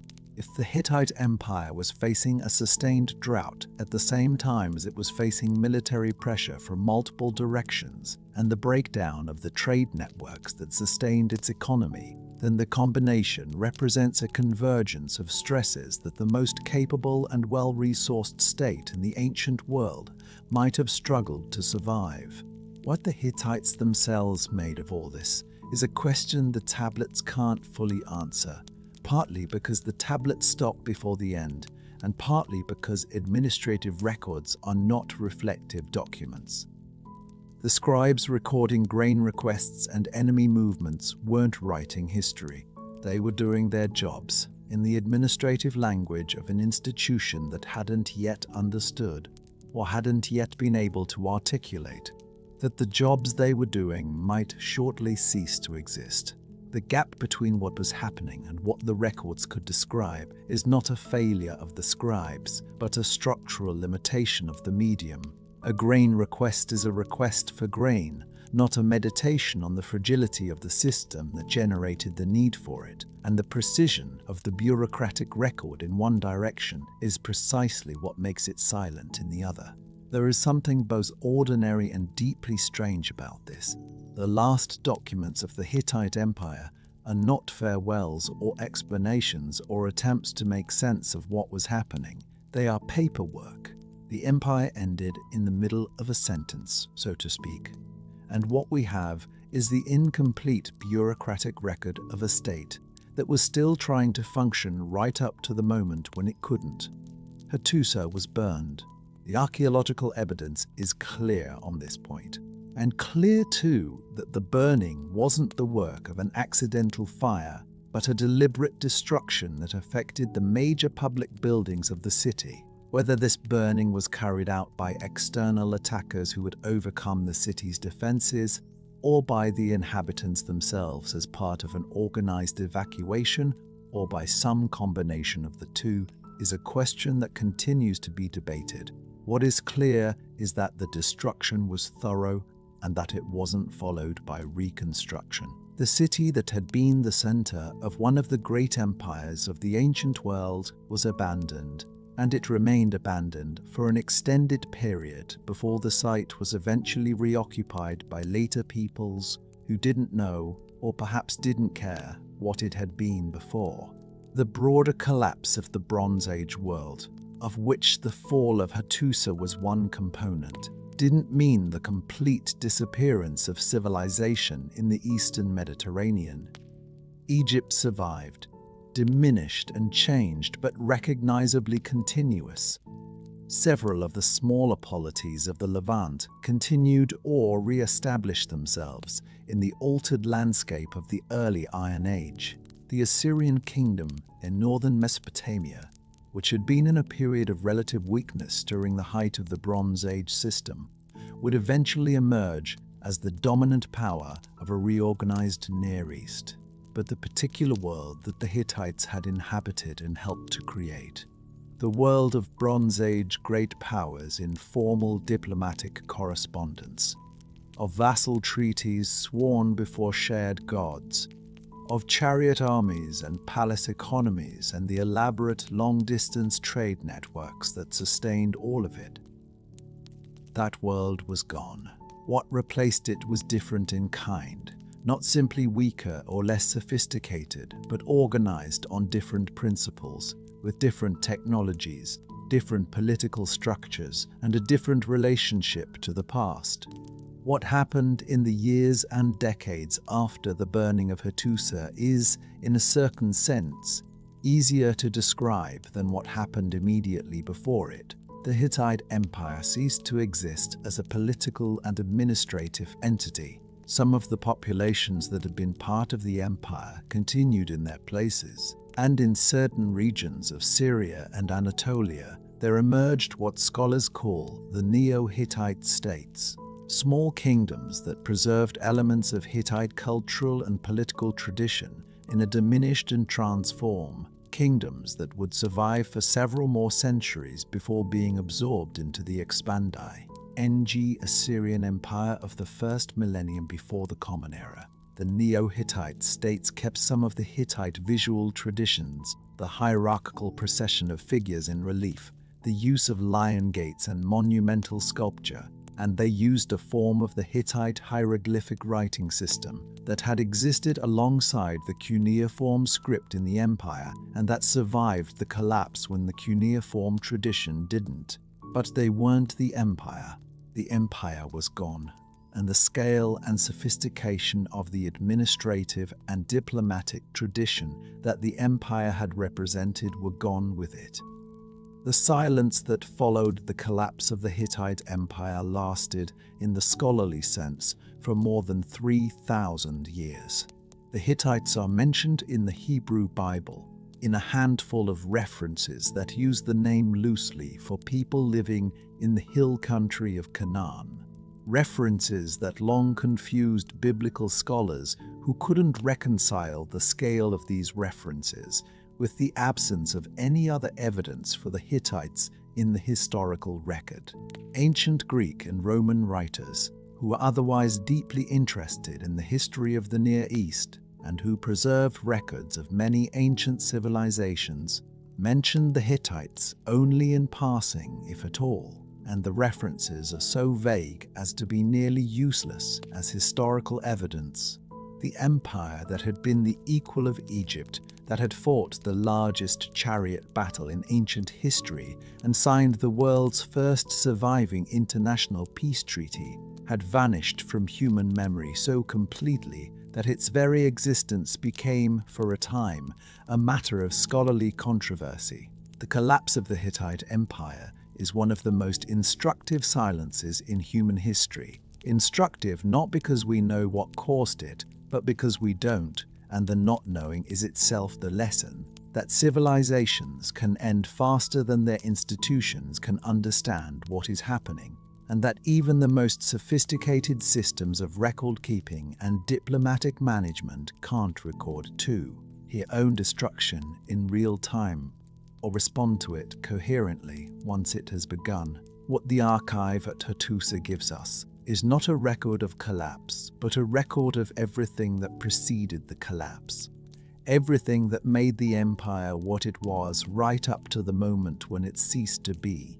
And the gap between the last tablet and the first silence is where the story ends. Not with an explanation, but with an absence that is itself the most honest account the evidence can offer. The scribes kept writing until they stopped, and what they wrote survives, and what they couldn't write doesn't, and the difference between those two things is the whole shape of the mystery. The silence that followed the collapse is the strangest part of the Hittite story. Stranger in some ways than the battle or the treaty or the fire, because it is a silence so complete that it wasn't recognized as a silence for a very long time. There was no tradition of mourning for the Hittites. no neighboring culture that kept the memory of the empire alive in the way that other collapsed civilizations were preserved in the oral traditions of their successors or the literary records of their conquerors. The world moved on, as worlds do, and the cities of the Hittites became hills, and the hills became unremarkable features of a landscape that other people lived in and farmed and passed through for 3 millennia without knowing what was underneath. We carry the story forward now, across that long silence, to the moment when someone first began to suspect that something was missing. In a study in wartime Berlin in the year 1915, a Czech linguist named Bedřich Rosny sat surrounded by photographs and transcriptions of cuneiform tablets whose language no one had spoken for 3,000 years, and worked through the grammar of a dead tongue with the methodical patience of a man who believed he was close to something.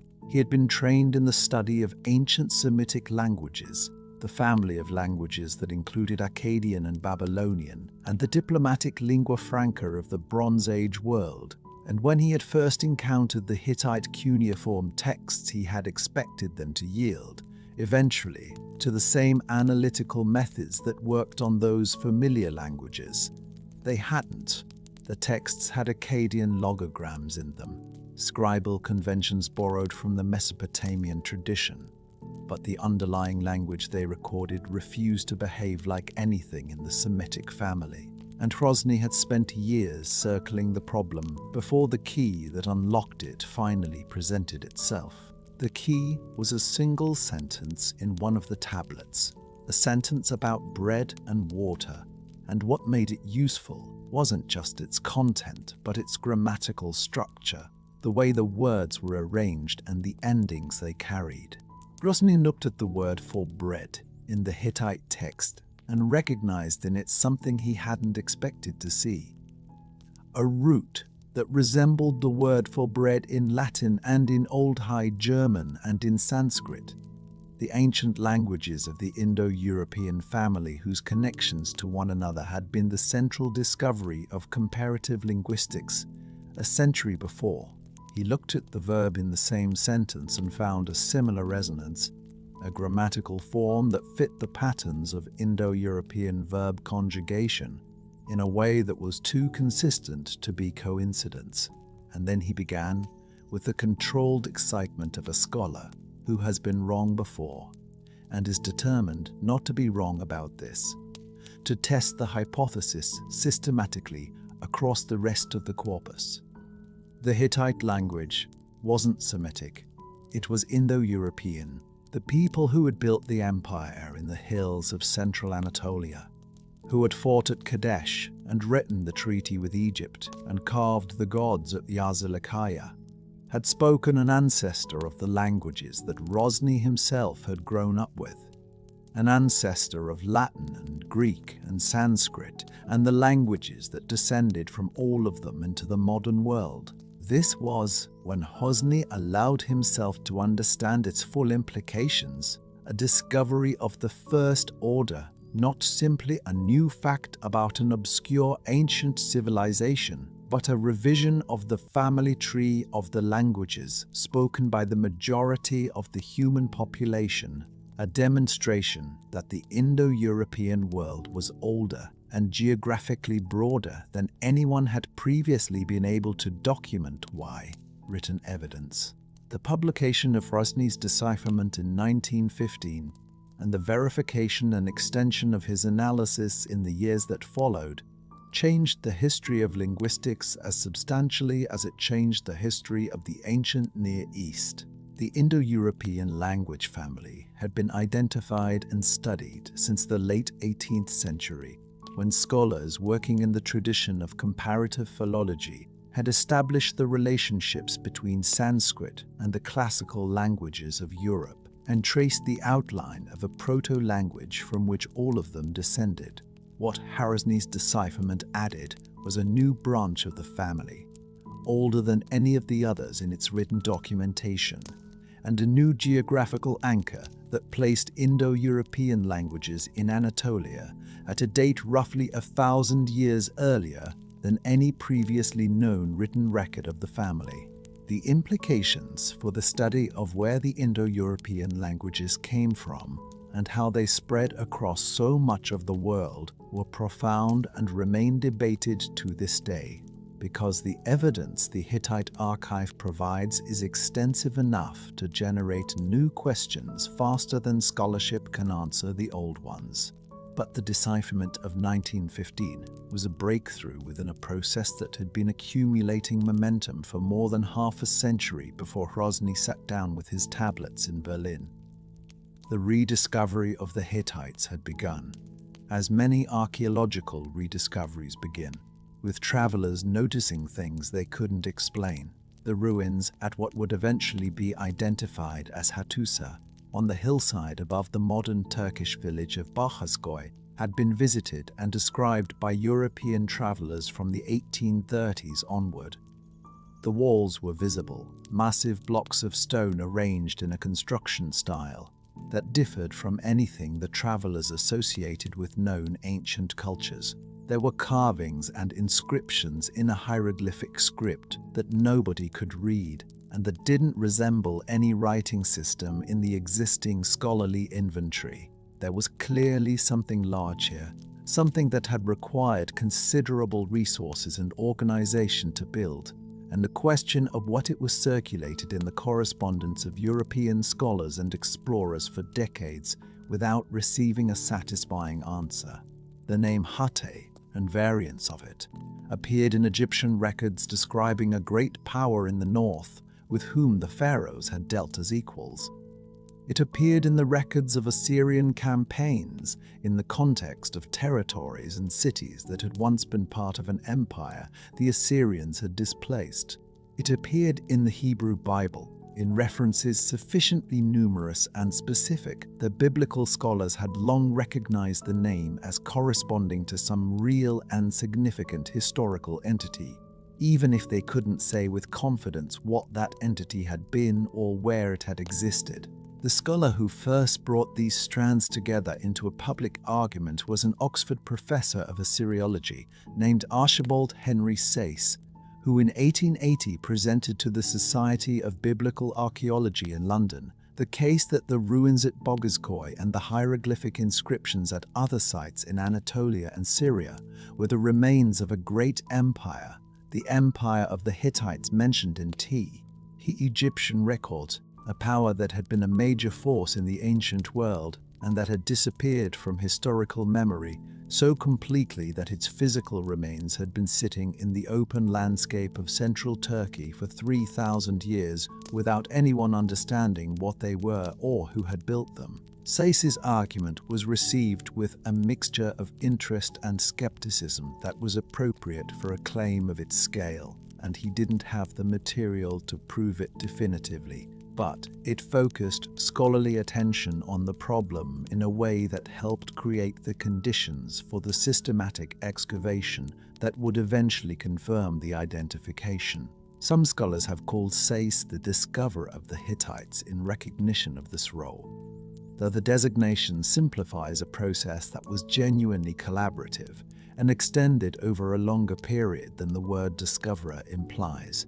Hold the shape of this situation for a moment because it captures something important about the way historical knowledge is actually constructed and about why the Hittite rediscovery took as long as it did. The Hittites weren't hidden in the sense that the evidence for them was inaccessible. The ruins were visible on the hillside above Bahçeköy. The hieroglyphic inscriptions were carved into stone monuments that had been standing for 3,000 years in places where people could see them, and European travelers had been seeing them and noting them in their correspondence and their published accounts since at least the 1830s. What was missing wasn't the evidence, but the interpretive framework that would allow the separate pieces to be recognized as parts of the same picture. The Egyptian records mentioning the great empire of Hatti were in libraries and in the publications of scholars who had read and translated them. The references in the Hebrew Bible were familiar to a large scholarly community. The ruins at Bahçeköy were documented and described. but no one had yet assembled these separate streams of evidence into a single coherent argument that the ruins were the physical remains of the civilization mentioned in the Egyptian texts, partly because the evidence from any single stream was insufficient to make the argument convincing, and partly because the specialists who knew each stream weren't always in conversation with the specialists who knew the others. That framework came together through the work of many people over many decades, and the completeness of the eventual picture, when it finally assembled itself, was the product of a scholarly tradition that had been building toward it without knowing exactly what it was building toward. The excavations at Boghazköy began seriously in 1906 under the direction of the German archaeologist Hugo Winkler, and the results of the first season were dramatic enough to make clear immediately that this was one of the most significant archaeological sites in the world. Winkler found the archive, the tablet rooms of the Hittite palace, had been sealed by the destruction of the city and the subsequent accumulation of debris over 3,000 years. And when the excavators broke through into them, they found thousands of clay tablets, some fragmentary, many complete, stacked in the positions where the scribes had left them or tumbled by the fall of the shelves on which they had been stored, but preserved by the same fire that had destroyed the buildings around them. The tablets were in Akkadian and in the unknown Hittite cuneiform, and among the first texts that Winkler's team identified in the archive was a document that scholars recognized immediately: the peace treaty between the Hittite king and Ramses II. The same treaty whose Egyptian version had been known from the temple inscriptions at Karnak for decades, now appearing in the original Akkadian in Kuwait, which both sides had drafted it.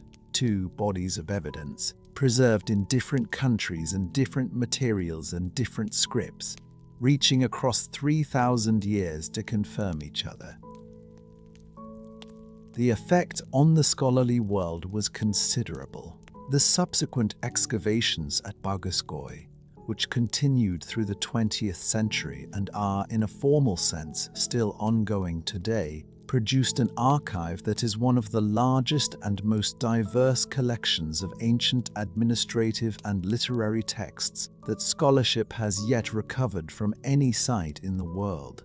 The texts cover an extraordinary range of subjects: royal annals and diplomatic correspondence, legal codes and court cases, ritual instructions and mythological narratives, land grants and grain tallies, prayers and medical texts and omens, and the records of treaty obligations fulfilled and disputes adjudicated.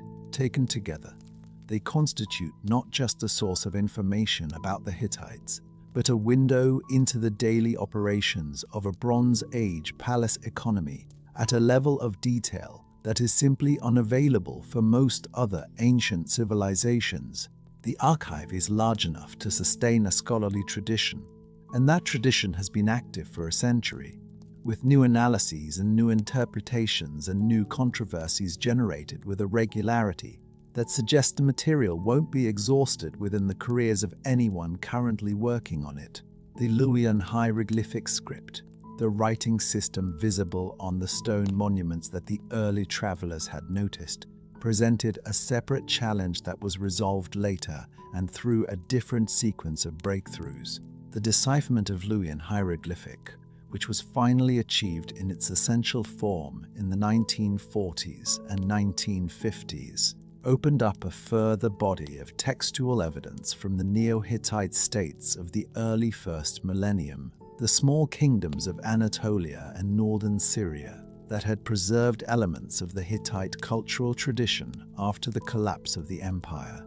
The Neo-Hittite inscriptions are not as extensive or as varied as the Boghazköy archive, but they extend the documented history of Hittite cultural influence by several centuries and provide evidence for the survival and transformation of elements of Hittite political and religious tradition in the altered landscape of the Iron Age Near East.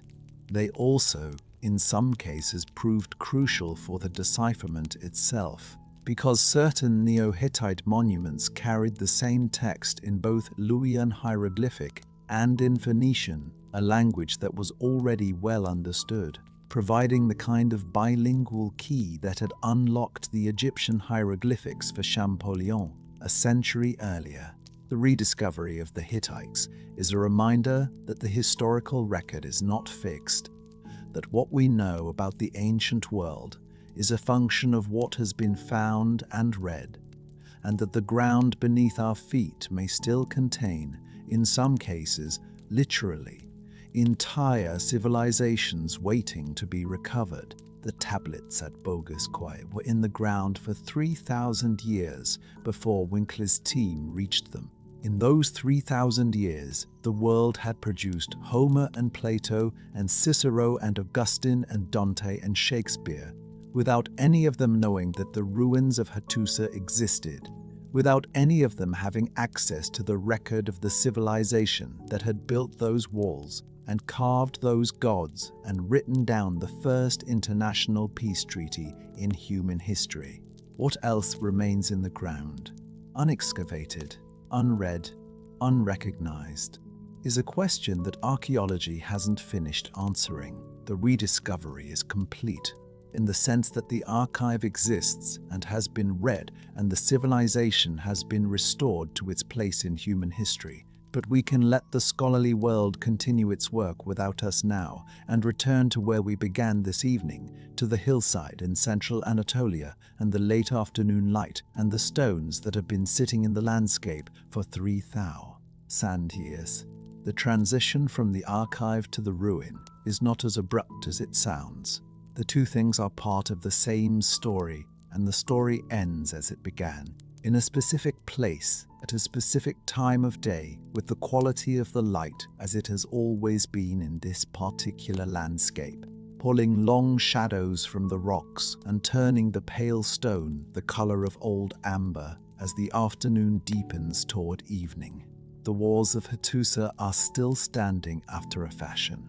The great stone settled into the hillside over 3,000 years of freeze and thaw, the gaps between them filled with the slow accumulation of earth and grass and whatever the wind brings down from the plateau above.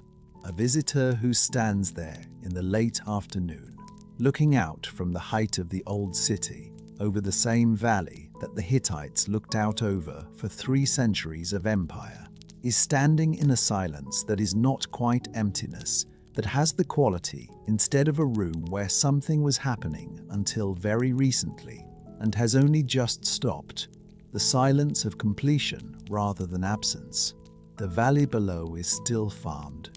It has been farmed continuously, in one form or another, since before the Hittites arrived, and it will be farmed long after the last scholarly paper about the Hittites is written, because the valley is fertile and the water is reliable, and the land doesn't care about the categories of human history. The farmers who work the land below the ruins know the ruins are there.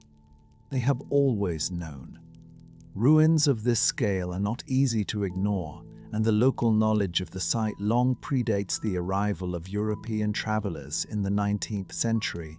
The Turkish village of Boghaz that grew up near the ruins had its own relationship with the stones on the hillside, a relationship of proximity and familiarity rather than historical understanding, which is the relationship most people have with most ancient things, a thing that has always been there, that was there before your grandparents were born, stops requiring explanation at some point and simply becomes part of the landscape, part of the background against which ordinary life is conducted. The great walls of Hattusa were background for a very long time, before they became history again. Knowing the ruins are there and knowing what they were are different kinds of knowing, and the second kind is recent enough and provisional enough in its details that it sits somewhat lightly on the landscape even now. The stones are older than the scholarship. What is visible on the site today is a small fraction of what was once here. The palace complexes are largely gone, Their mud brick superstructures dissolved back into the earth over 3 millennia of weather. The temples have lost their roofs and most of their walls.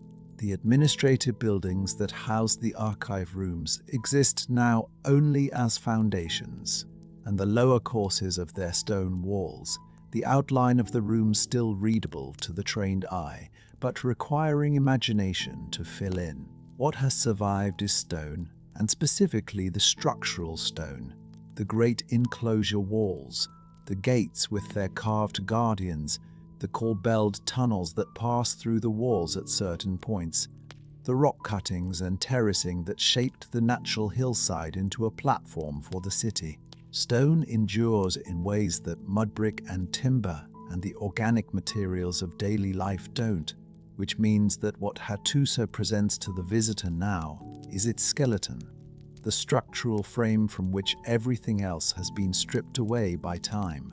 The Lion Gate is still standing. The 2 lions that flank the main entrance to the city, carved in high relief from the limestone of the gateposts, have weathered somewhat over 3,000 years, their features softened by frost and rain and the slow erosion of the stone surface.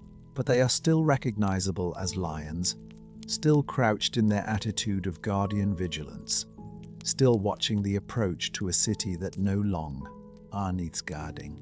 There is something quietly extraordinary about this continuity, not in a dramatic sense, but in the simple sense that an object can persist across a span of time so large that the civilization that made it and the civilization that now studies it have only the most tenuous connection, and yet the object is there, the same object in the same place, made by hands that were doing exactly what hands do made. Oh, when they work stone, and the work has lasted. The lions were there when Suppilulium's messengers passed through on their way to the Syrian campaigns. They were there when the scribes carried their finished tablets to the archive rooms. They were there through all the centuries when nobody knew what they had guarded or why. Through the long succession of peoples who lived in the valley below and occasionally quarried stone from the ruins because stone is useful and ruins are available. They are patient in the way that stone is patient, which is to say that patience has nothing to do with it, but the effect from a human perspective is the same. The persistence of a made thing across a span of time that erases nearly everything else made in the same period. There is also the matter of what the stones don't show, which is considerable, the mud brick upper stories of the palace, which would have given the city its real architectural character, its height and its visual weight in the landscape, are entirely gone. The wooden roofs and columns of the temples are gone. The painted plaster that covered interior walls is gone. The textiles, the clothing, the furniture, the food, the smells, the sounds, the actual texture of life in the city, everything that made it a lived place rather than a structural plan, is gone so completely that recovering any sense of it requires the kind of deliberate imaginative effort that archaeology at its best can enable but can't provide on its own. What the ruins at Hattusa offer is the bones of the city. The flesh has to be supplied from the tablets, and even then it is incomplete because the tablets recorded what needed to be recorded officially, which is not the same as what life actually felt like from the inside. The child who grew up in the residential quarter near the lower city gates, who knew the sound the market made on a busy morning and the particular quality of the light in winter through the narrow streets, left no record that has survived. The people whose daily existence generated none of the kinds of paper that administrations create and preserve, which is to say, the majority of the population at any time, in any place, are recoverable only in their outlines, in the structural evidence of their presence, not in anything that carries the weight of individual experience. This is the condition of all ancient history. and it is no more or less true of the Hittites than of anyone else.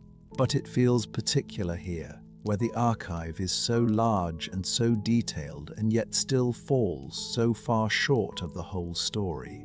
The Sphinx Gate, on the southern side of the city, presents a different kind of survival. The sphinxes that gave the gate its name were removed from the site in the early 20th century during the period of intensive excavation, and they have had a complicated history since, spending decades in German museums before being returned to Turkey and eventually reinstalled at the site. They are there now, looking out from their positions on the gate posts at a landscape that has changed considerably since they were carved, and rather less than might be expected since they were returned. The sphinxes at Hattusa are a reminder that the survival of ancient monuments is never a purely natural process, that the decisions made by scholars and governments and institutions about what to excavate, where to send it, whether to return it, how to preserve it and display it and interpret it, are as much a part of the story as the original creation of the objects themselves.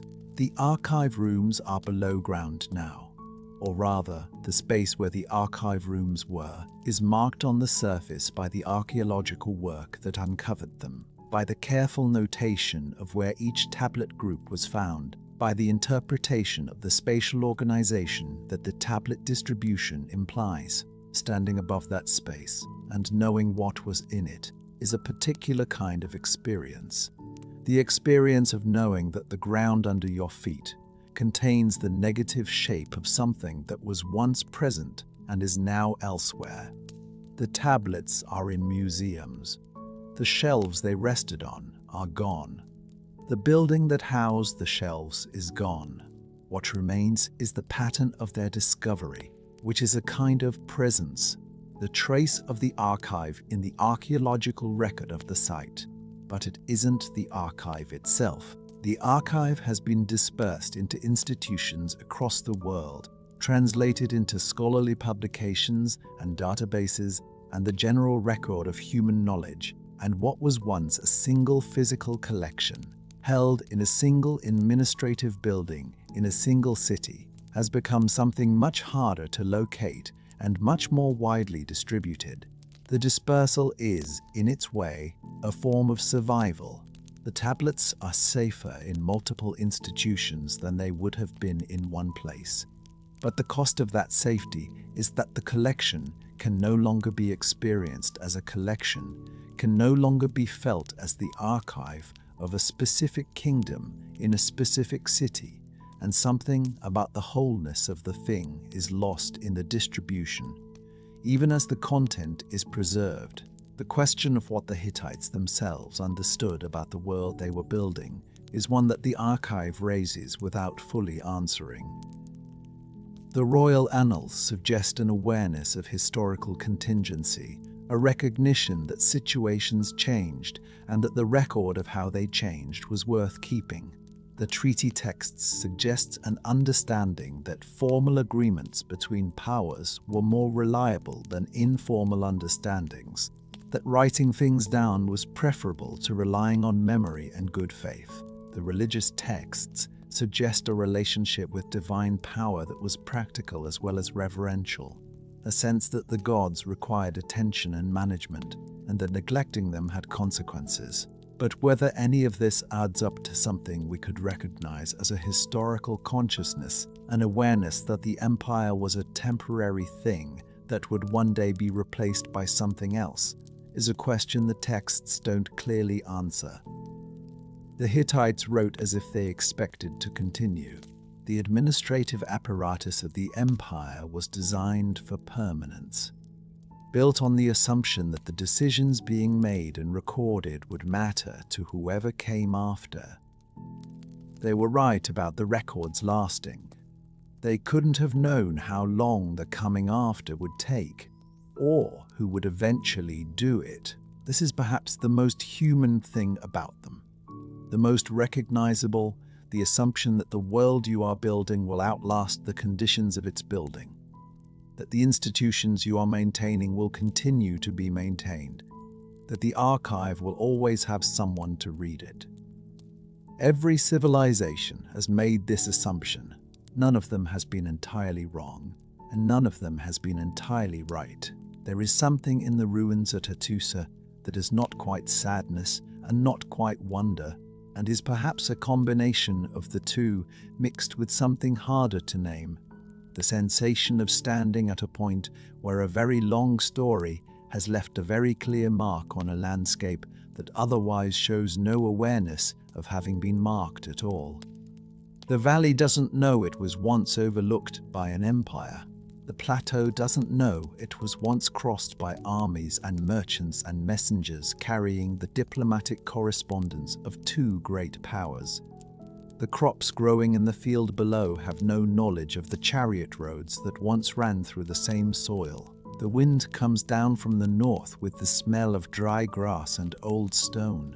The same wind that came down 3,000 years ago and 3,000 years before that, indifferent to what stood in it and carrying no memory of any of it. The stones of the walls are fitted to each other with a precision that has kept them stable through 3 millennia of seismic activity and temperature variation, and the slow movement of the hillside they rest on. The builders who placed them were working with a structural logic that has proved correct over a longer timescale than they could have imagined when they were fitting stone to stone. This is a kind of persistence that is entirely unintentional, a side effect of building well, and it is perhaps the most fitting monument the Hittites left behind, not the archive, which required discovery and interpretation and scholarship to restore to meaning, but the walls, which have simply been there, doing what walls do, requiring nothing from anyone to continue their existence except the sea. Continued existence of the hill they stand on. The afternoon is nearly gone now. The last light is on the upper courses of the wall, and the valley below has slipped into shadow. The temperature drops quickly at this elevation after sunset, the warmth of the day releasing itself into a sky that is too clear to hold it, and the stones that have been absorbing heat since morning are beginning to give it back to the cooling air. The plateau above is already dark. The ruins settle into the evening as they have settled into every evening for 3,000 years, indifferent to whether anyone is watching or not, requiring nothing from the watching to continue their existence. Something was here, something remarkable was here, and it is gone. And what remains is what time doesn't take, which is less than we think and more than nothing. There is a particular quality to the silence at a ruined site at dusk, when the tourists have left and the light is failing and the place is returning to its own atmosphere. The atmosphere it has maintained for most of its existence, which is the atmosphere of a place that is no longer inhabited. It isn't the silence of a place where nothing ever happened. It is the silence of a place where everything that happened has finished happening, where the events and the people and the purposes have all resolved themselves out of the landscape, leaving only the setting behind. Hattusa at dusk has that quality. The walls catch the last light. The carved lions on the gates remain visible, a little longer than the surrounding stone. The valley is dark below, and the sky is still bright above, and the ruins occupy the moment between, lit and shadowed in equal measure, giving nothing away. This is what 3,000 years looks like from the inside of the 3,000 years, which is to say, it looks like an evening in central Turkey,